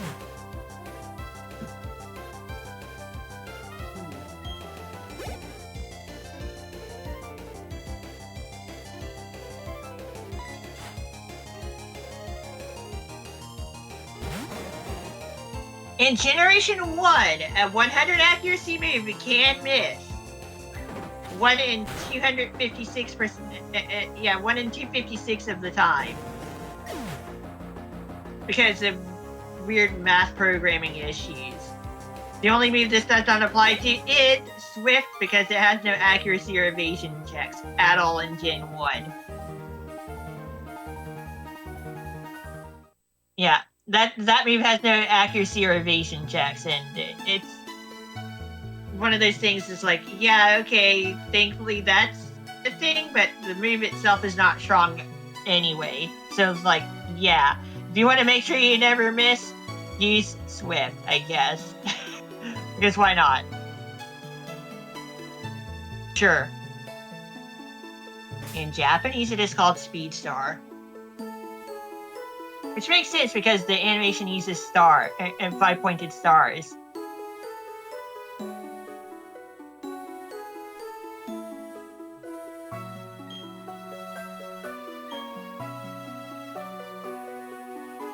That's a xylophone sound effect in Gen 4.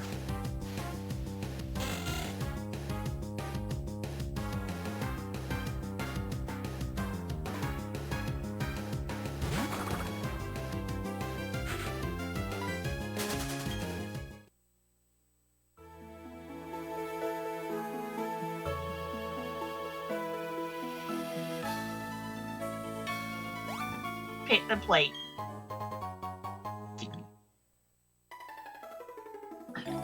Just in plain sight.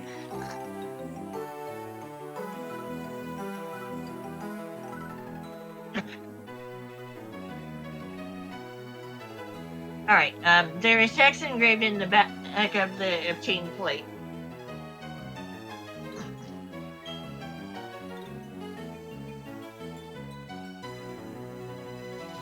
Three make matter and three make spirit, shaping the world. Referencing a legendary Pokemon.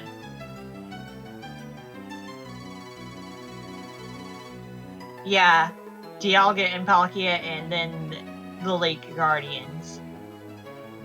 Yixi, Mesprit, and Azelf.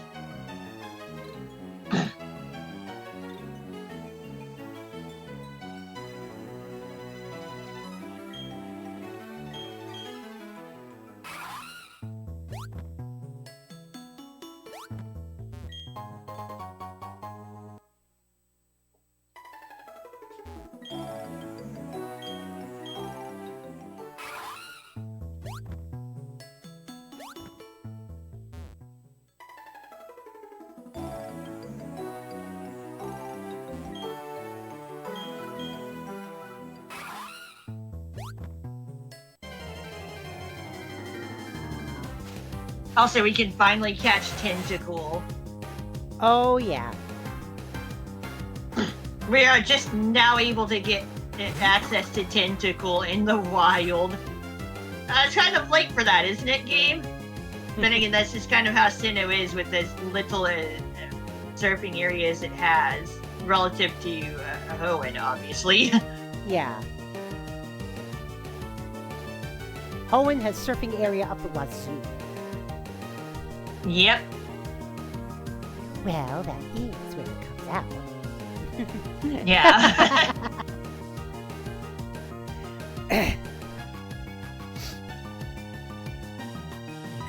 All the watcher that Hoenn has.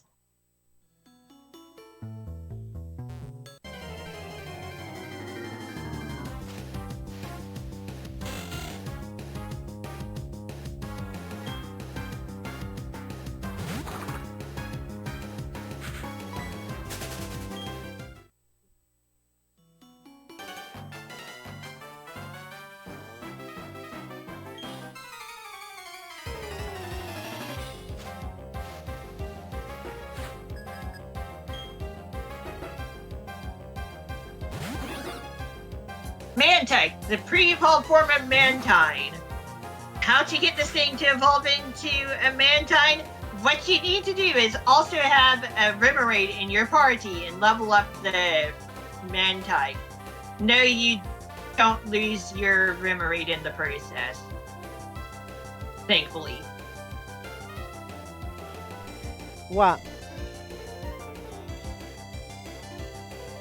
Oh, fuck, we got order a pie. Yes! We got order a pie. Shit.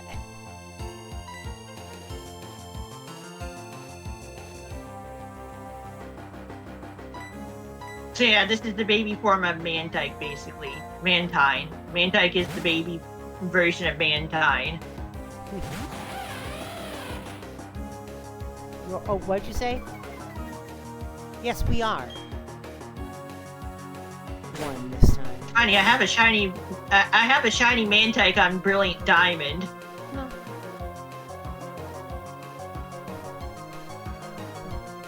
Was I looking for it? No. This is before I decided to become a shiny hunter.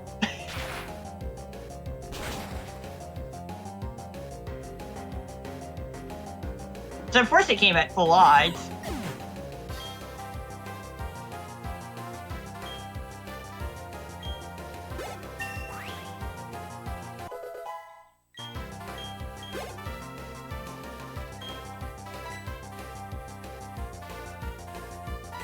Oh no, we are preventing this trainer from evolving the Mantike, his Mantike. Because here's a Remoraid.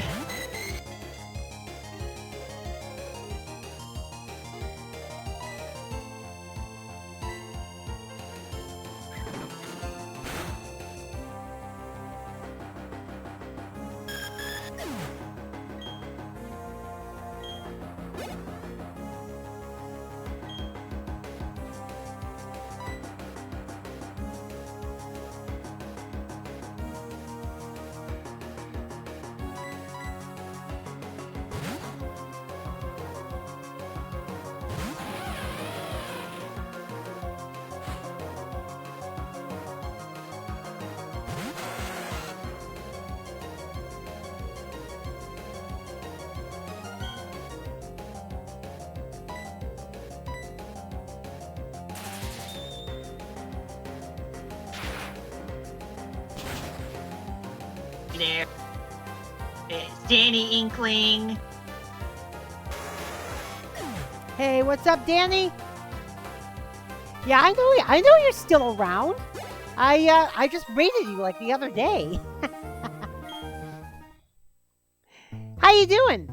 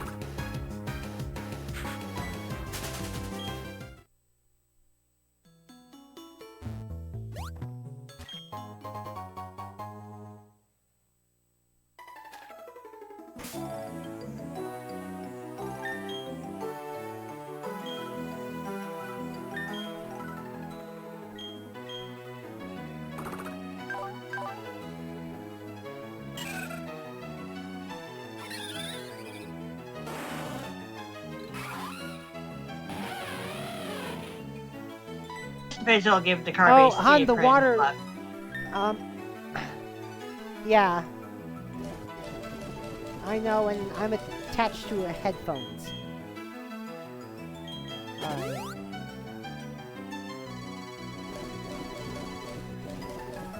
Yeah, spinning the Pokeball icon thing to get around the menu.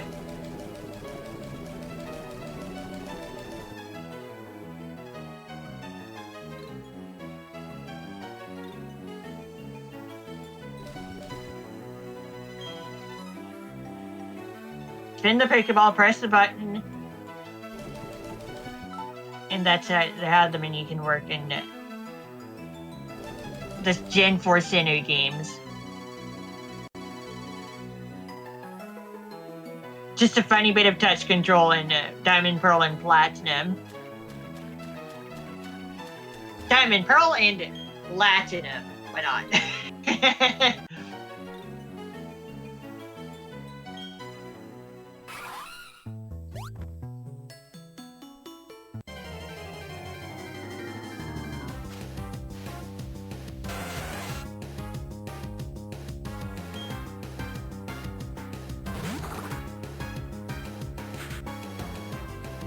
Hey there, Xander.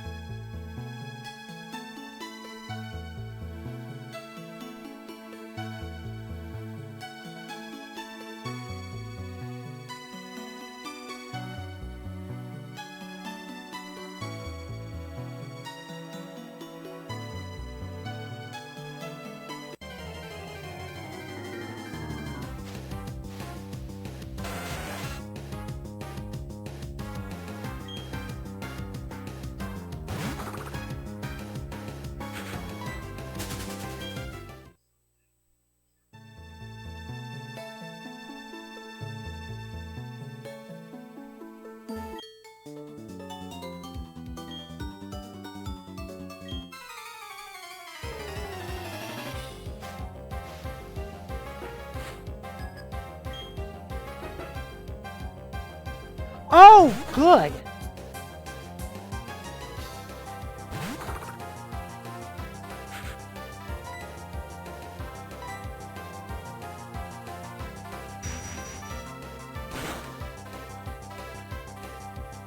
By the way, I remembered something about Brilliant Diamond and Shining Pearl. The NPC trainer models, when you start up a battle, they take up the same poses as seen in Diamond and Pearl, actually. Hey, then Xander. they go to their BDSP poses. So it's kind of interesting. That's quite the throwback there, Game Freak. Or not Game Freak, actually.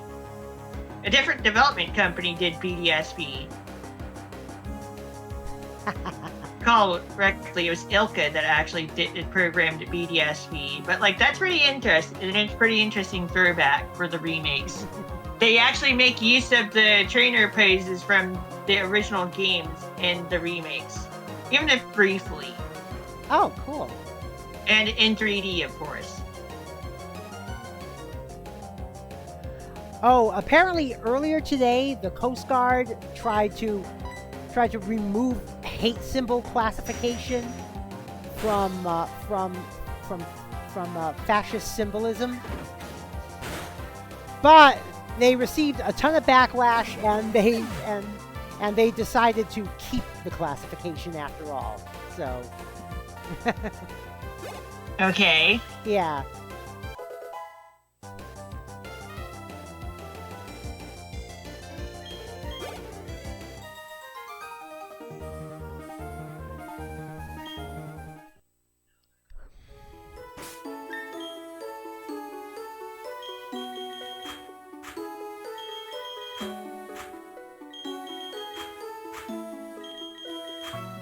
Oh, Chadwick Boseman does star on the Hollywood Walk of Fame. If you don't know who he is, he's the guy that portrayed Black Panther in the Marvel Cinematic Universe. But he sadly died after the first film was released.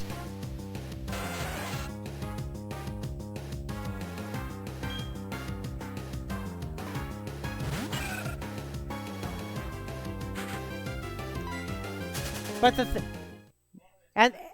thing is, on Marvel's Marvel's animated What If series, they had a What If featuring Black Panther, and it turned out that Chadwick Boseman had recorded the lines for the character before he died for that animated episode. Because people are wondering who's voicing T'Challa in this. And, well, it's Chadwick Boseman. The work was done before he died.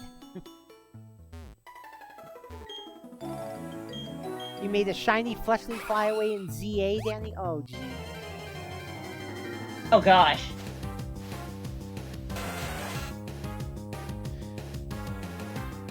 Apparently, I wasn't on my home page on my Switch to pause the game. Oh, gee. Oh, gosh. That's... Yeah, I've noticed that birds like to fly away when they're not in the wild zones. When you get bird Pokemon that pop up outside of the wild zones.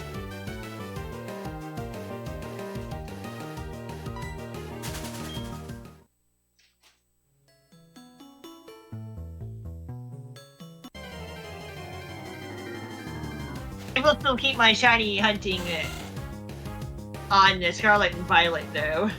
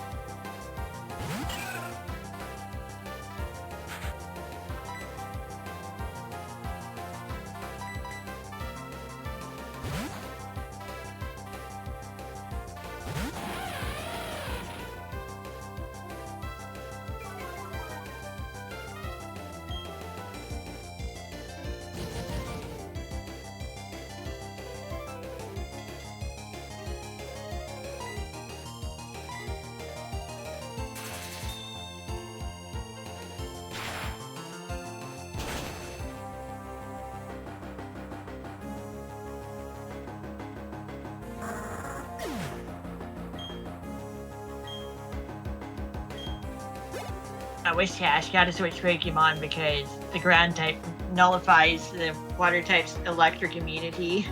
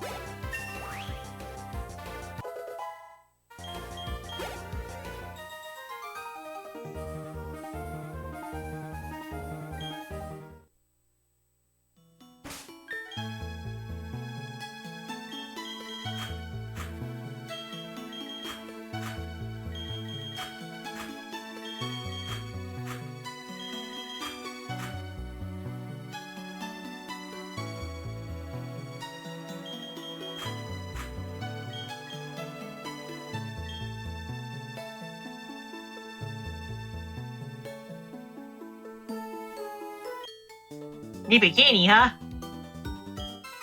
But you look all like all the other female swimmers, Claire. Swimmer Claire.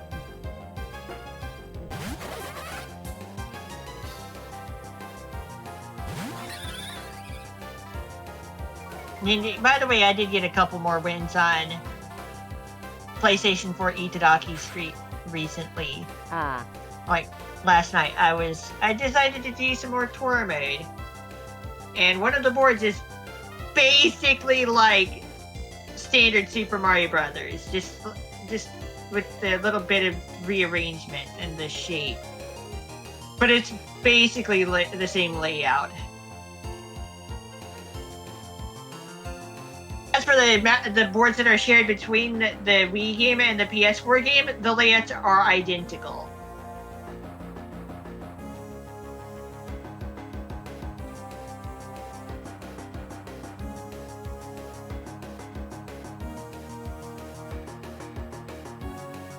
As far as I've seen.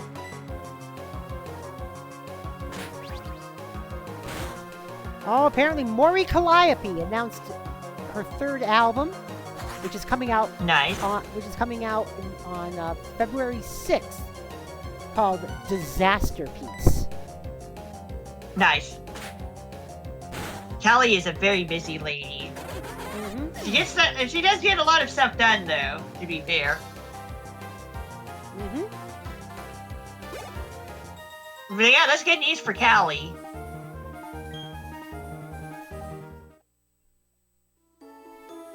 I'm sure Deadbeats are very excited. Her fans.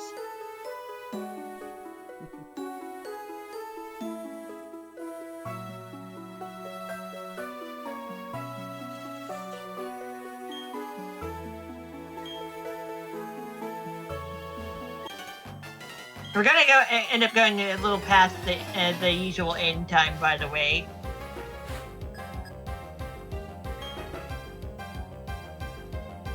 Yes, we are at the point where we will start seeing more Gyarados.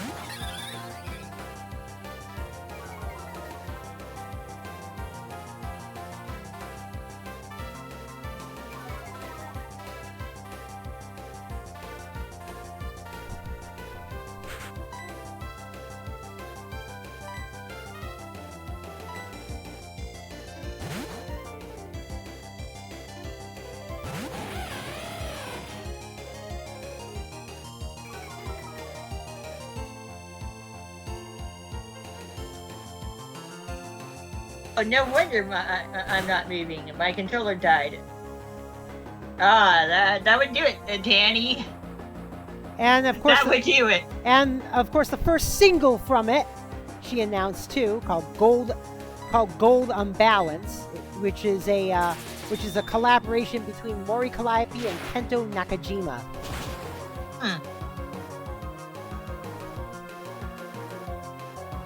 Yep, Callie getting more stuff done. Yeah, and Mori Calliope appears. The video is live action, but Calliope appears in the video in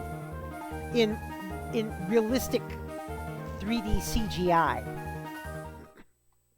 Because of Forest. Yeah.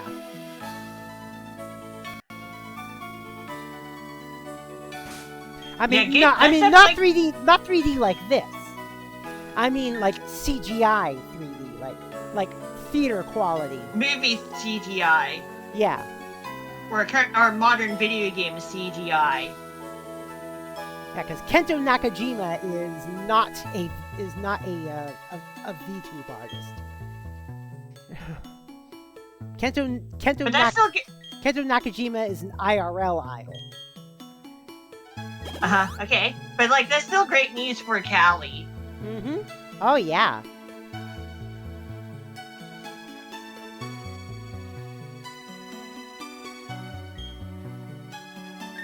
I wonder why you're not moving. Your controller died. Oh no. Ow. Yeah. Plug it in, plug it in. Plug it in, plug it in.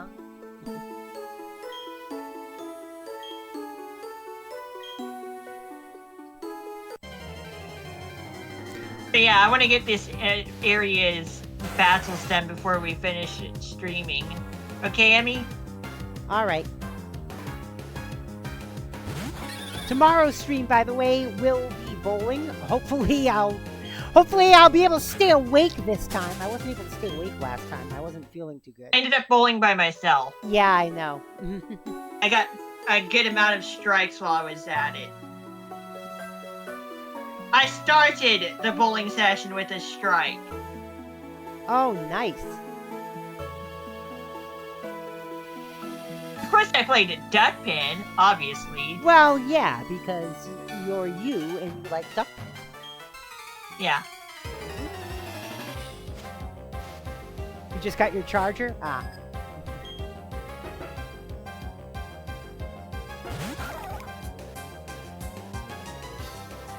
Oh, yeah.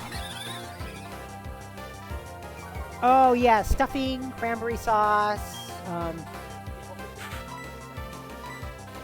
Well, I always get the chunky one. I always get the whole cranberry sauce. And Uber salad materials. No potatoes this time though, because we're doing Uber salad.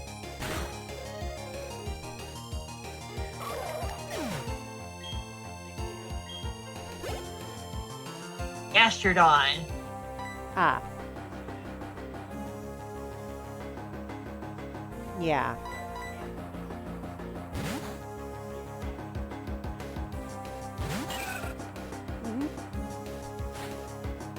Heard that. But yeah, here we go. Shellless is an evolved form, Gastrodon, which gains a ground type on top of its water typing. The base noodle salad,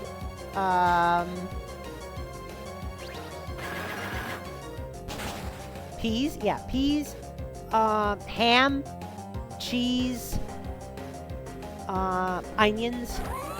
I like that cry for some reason. You never put onions in it? Oh, I thought you put onions in it. That's Slurpee noises. Actually, take out the onions. It's funny. I'm trying to remember what's in it. And what's the seasoning? Protein. Oh. Yeah, because you said it was missing something the first time we tried. Yeah.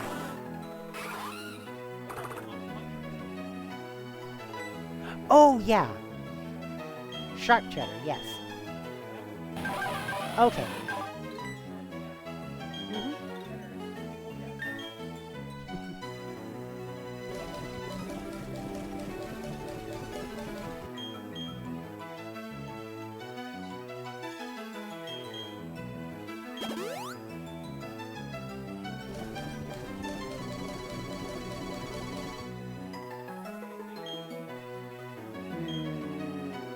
Can't think of anything else off the top of my head. Oh?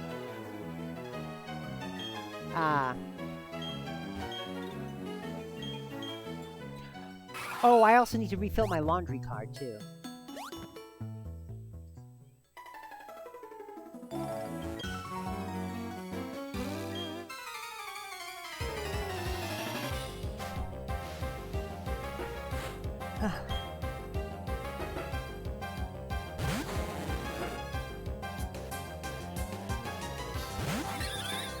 Yeah.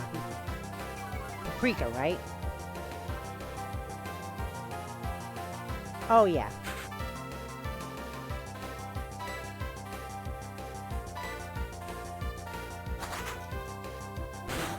Yeah, because your old copy of Paprika was a DVD, so it wasn't HD.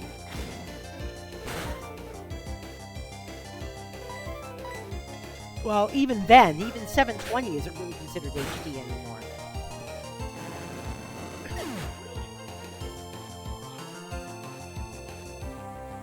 Yeah?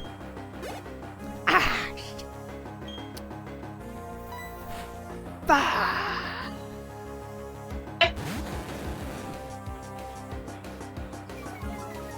Yeah. Why do you think I was in a rush to get all the Star Treks? Just in case. I know Paramount said they were going to continue to put Star Trek out on Blu-ray, but...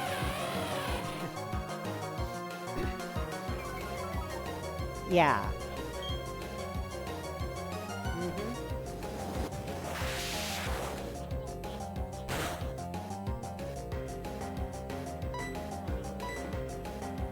Yeah.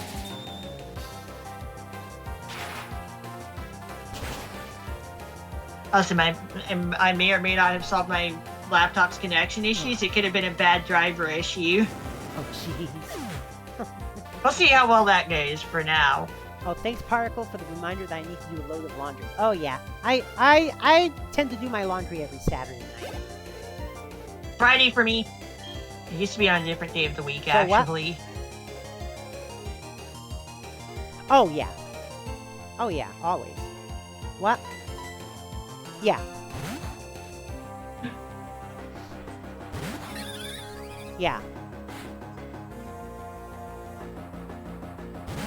Yeah. Catchphrase style!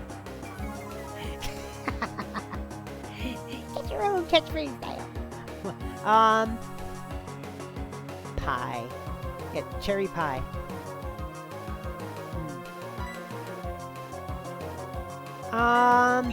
That's up to you. I've been happy with them too. They're just expensive. Yeah, I know. Also, Finion, one of the No, we're only getting one pie. Watch the type that can learn Silver Wind, a bug type move. Because butterfly fish. We have pumpkin spice whipped cream. Yeah, Finion and Luminion can learn Silver Wind because butterfly fish. I could put it on cherry pie. Oh god. Emmy. Hey, Emmy. Yeah? Yeah, Finion and Luminion can learn Silver Wind because butterfly fish. Oh, yeah, I can tell by the fins on the back. Yeah.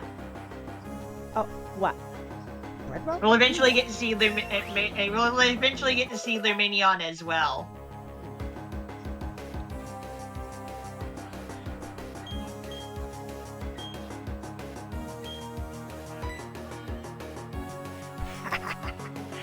I don't know. Yeah, I know, but I don't know. Damage. I don't know what. I don't know what else. What else is there for Thanksgiving?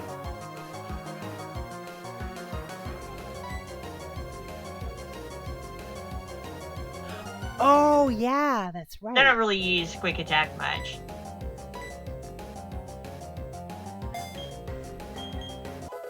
I'm trying to go as quickly through these battles as I can. Oh jeez.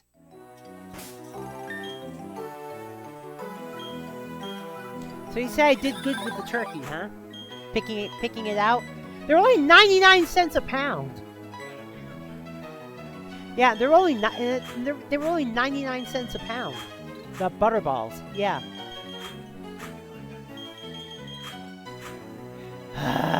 We do this every year. We gotta find a way to. Yeah, we gotta write this down. Oh yeah, that's true. That's true. When did we start defrosting it? Monday? Oh, one day before. Okay. Oh yeah. Get the sweet honey to attract Pokemon in great numbers. Mm-hmm. Right. Yeah, I know, hon.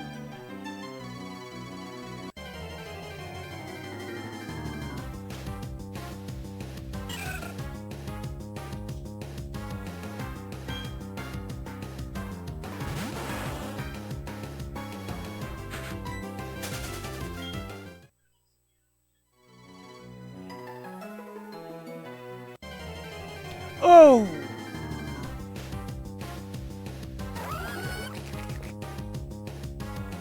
Gastrodon. Yeah.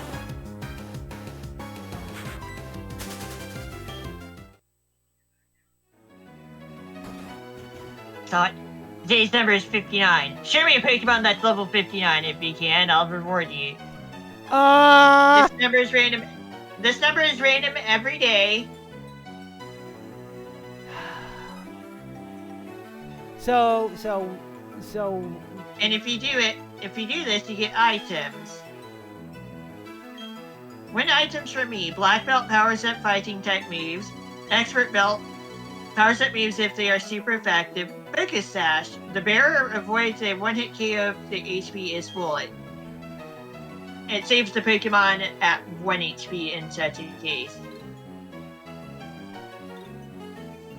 That's actually a useful item. Yeah. Yeah? Yeah, we are not able to do that side quest today. Yes. Uh-huh.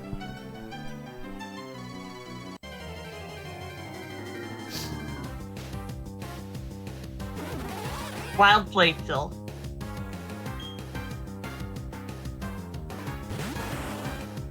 Almost the same as its Japanese name, just remove the T. Flozel. So where do you have to go next? We are doing optional stuff, actually.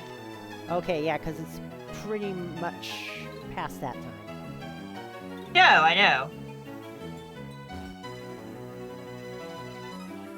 Yeah, you just There said... shouldn't be much more to do before we stop, actually. Alright. I just wish the battles were a little faster. Task. Collector Ivan We're sent supposed to out summon the sand. Hippopotamus. Huh? Hippopotamus? Hippopotas. Hippopotas. Hippopotamus flows more on the tongue. Hippopotas, because it's a hippo. It's a Yeah, I baby know. hippo. You know, I could say hippopotamus. Hippopotamus, you know? Yeah, that's nice and all, but no. Joke's on you.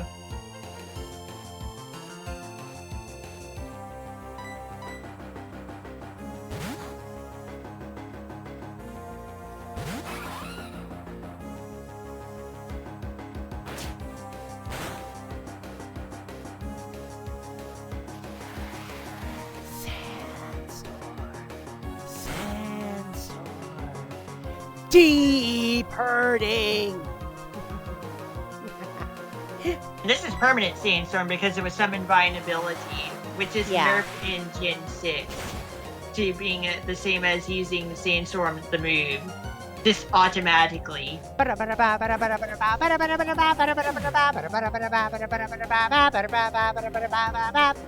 Yeah, weather summoning abilities are kind of crazy in the first three generations of them existing. Gens 3, 4, and 5. Hercules against the sand hippos. Yes, Kerplop. Little MST reference there. I still think of Mystical Space Typhoon when people say MST. Nope, to me it's Mystery Being a Yu-Gi-Oh Science spell card. Theater. That being a Yu-Gi-Oh spell card. A quick play spell card that simply targets one spell or trap and destroys it. No, Mystical Space Typhoon does not negate. Despite Oh yeah, the I know confusion Kerplop. in always memes. says. Kerplop does. Kerplop's the one that made the reference.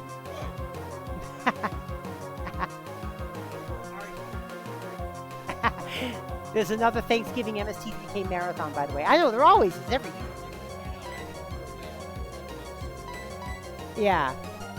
Yeah, Dana has an actual Ton Servo. A really nice one, but the engine block needs to be refastened, though. Yeah.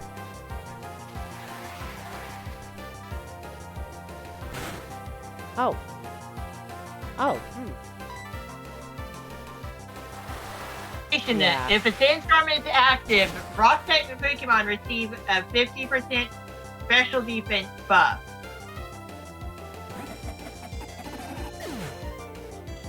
Only Rock type Pokemon. I still can't believe, what was it, last year at Spirit Halloween? We saw, like, all the different MST3K colored jumpsuits for sale.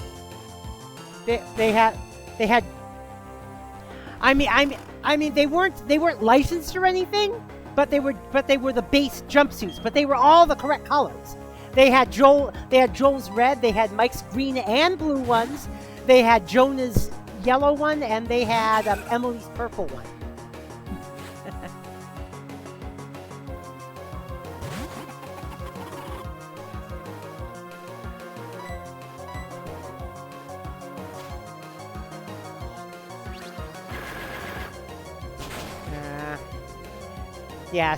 Season 13 wasn't very good. Season 11 was okay. Season 12 was good, but season 13 kind of What a coincidence! It was. What was the season knockoff 13. name? Space Film Critic? No, it just said like red work jumpsuit or something. What a coincidence Red that work the bad jumpsuit, season blue ended work up being jumpsuit, 13. green work jumpsuit. But because of the colors they were available in, it's obvious they were trying to get the Mystery Science Theater crowd. Because, like I said, they had We're still setting up. Because they only had Mystery Science Theater colors. We're getting Pelt Park ready. I wonder red, what green, blue, yellow, and purple.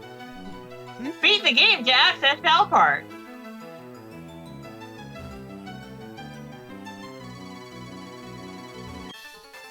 It's thanks to MST3K that every time I see an old lady in a game or a movie, I yell, Jade!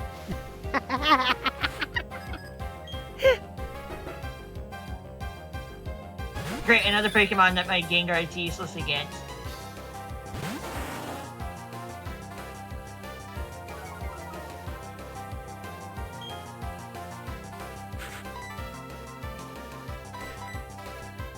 And by the way, if you want to, if you want to see more, if you want to see kind of a modern take on it with video games, there's a channel on Twitch called Robot Co-op.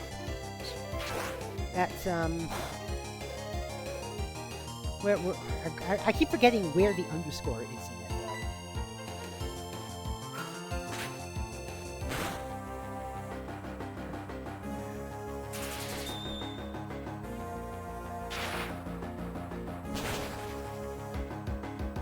though. Yeah, Robot Co-op. It's Robot CO_OP.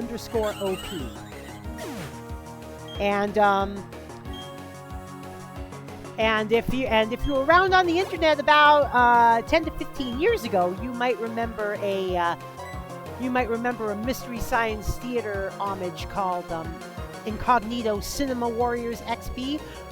Robot Co-op is that crew. It's basically the official continuation of Incognito Cinema Warriors. And here we have another Pokemon that my Gengar would not be able to damage because 2 times 0 is 0. Normal types being immune to ghost type moves. Oh, GC4 got Fallout 4! Haha! Nice! Nice! I think you'll like it, GC. I think you'll like it. It's like, while psychic Pokemon are weakened by, it's like they have a weakness to ghost type moves, Girafarig also being a normal type makes it immune to the ghost type moves instead. Ah. But yeah, if you were a fan of Incognito Cinema Warriors on YouTube back about 15 years ago, Robot Co-op it's the same guys. It's the same guys and the same characters and the same robots, with a couple added robots now. Oh, it only hits 2 times. Yeah, except now they broadcast from the Cinesaro movie theaters arcade.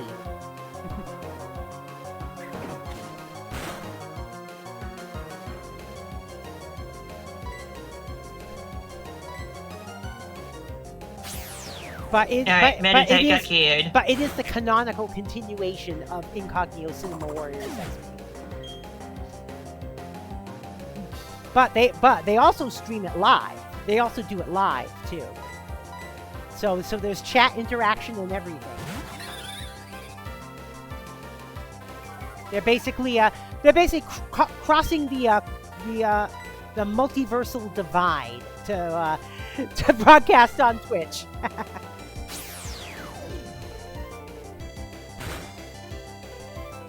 Mainly because in their universe, by this time, the zombie apocalypse has already happened.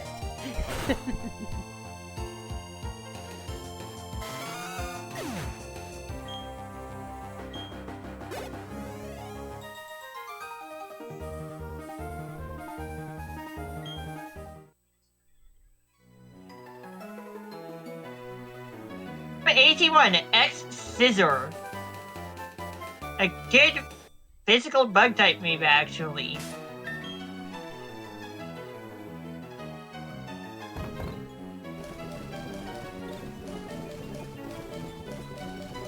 I mean, Hey, GC, if you get Fallout 76 as well, maybe you could join me and Dana.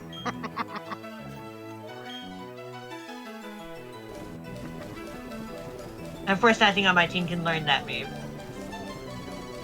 Oh. Well, it's because Fallout 76 doesn't take place in a big city like Fallout 4 does.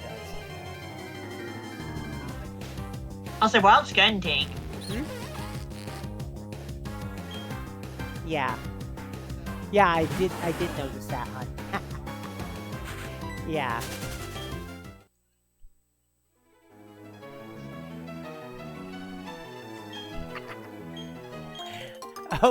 Okay, but the thing is, I might need them if I run out of ammo on everything else. I might need it.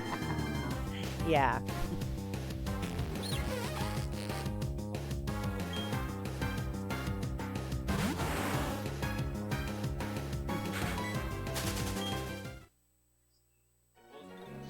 Yeah, I gotta find the alien. The alien is apparently somewhere on the edge of the map in Fallout 4. Oh.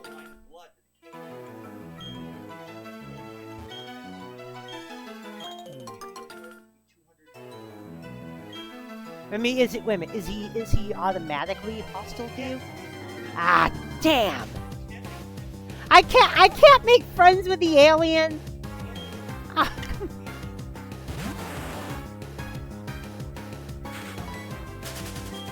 I'm an ace, you know. Ace trainer. Oh, I don't think they told the general populace about that though in the universe.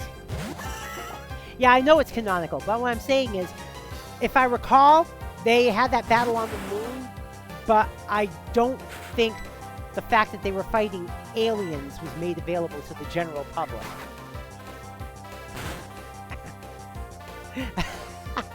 Oh God.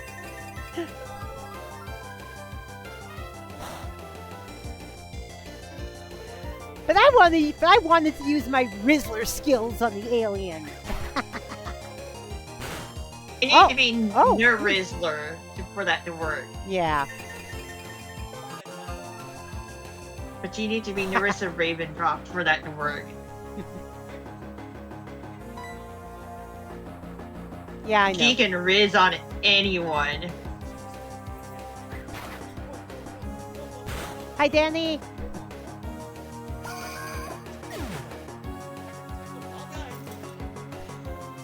And she's got just a bare frame. Yeah.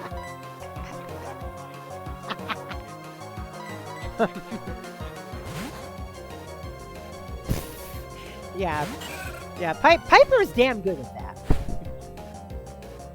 There should be like one more battle after that, and then we should be done. Yeah, because it's really getting late, Rocco. Yeah, I know. And I still have to pack my lunch before I go to work. Yeah, I know. Somehow. I wish these battles weren't so slow, though. But yeah, oh, and also for Fallout 4, I finally got the mod organizing program that I prefer, which is Vortex. Finally got that running on the Steam Deck. So now I can properly use Place Everywhere on the Steam Deck version too. You know, it's a real shame. Hmm? My fighting type is knocked out. Oh, jeez. I guess we could just call this the last battle of the night and then keep going next time. Yeah. Yeah, because unfortunately, this game's a little on the slower side compared to previous generations. Hi, red guy. With that Yeah, I know. ACE shenanigans. What's up, red guy?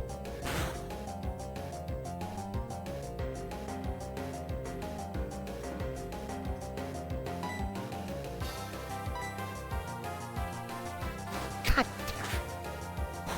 But my character is the Rizzler. She's got like 11 charisma.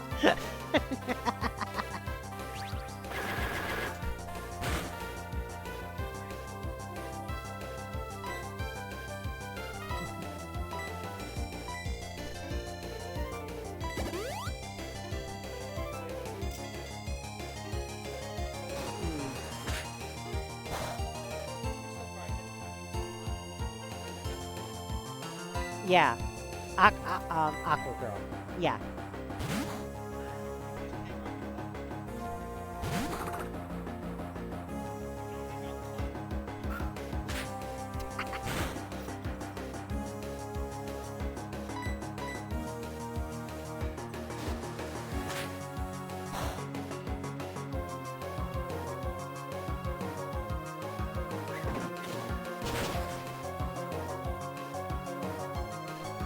Yeah, I guess we'll just end up saving here and then we'll deal with stuff next time. Alright. Green, make it so your Pokemon cannot switch out but heals between turns. No.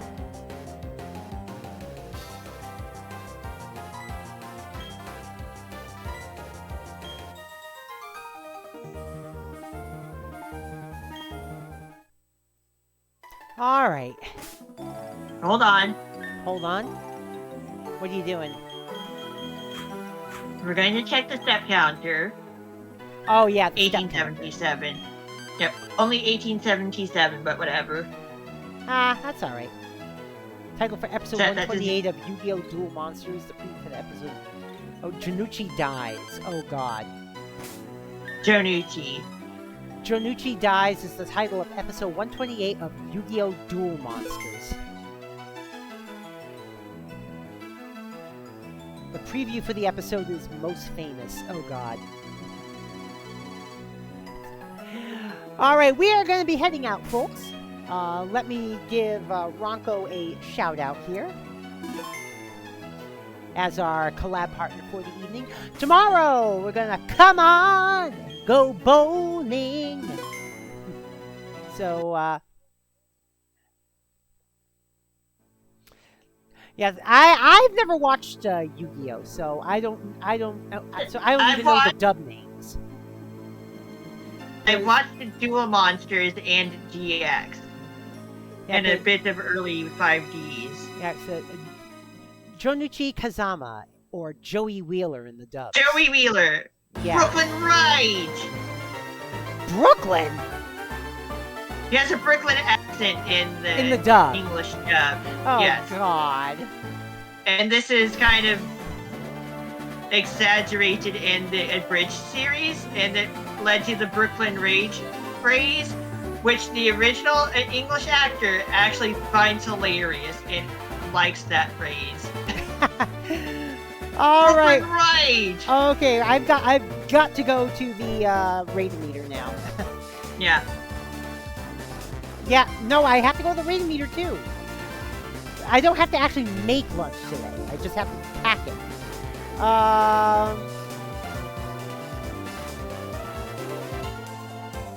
Let's see.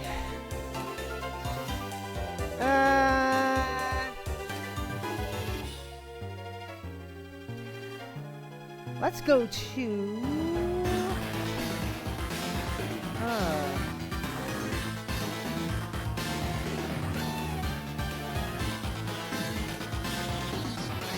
Oh, God. I can't think. We're getting the full title screen intro into the end.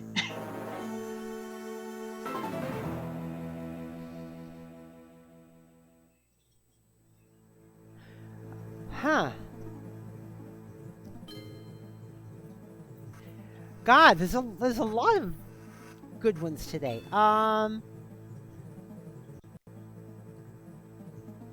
Let's go to Kraken Mare in Splatoon 3.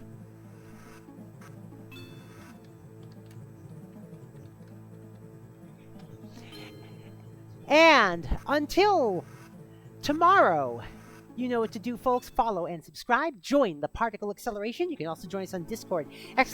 Discord in the chat, or scroll down to where it says join the Particle Acceleration on Discord. So until tomorrow, I'm DJ Particle. I've been here with RankoHoshino. And we're out of here. Peace. Take it easy. Stay safe. Love y'all. Bye-bye.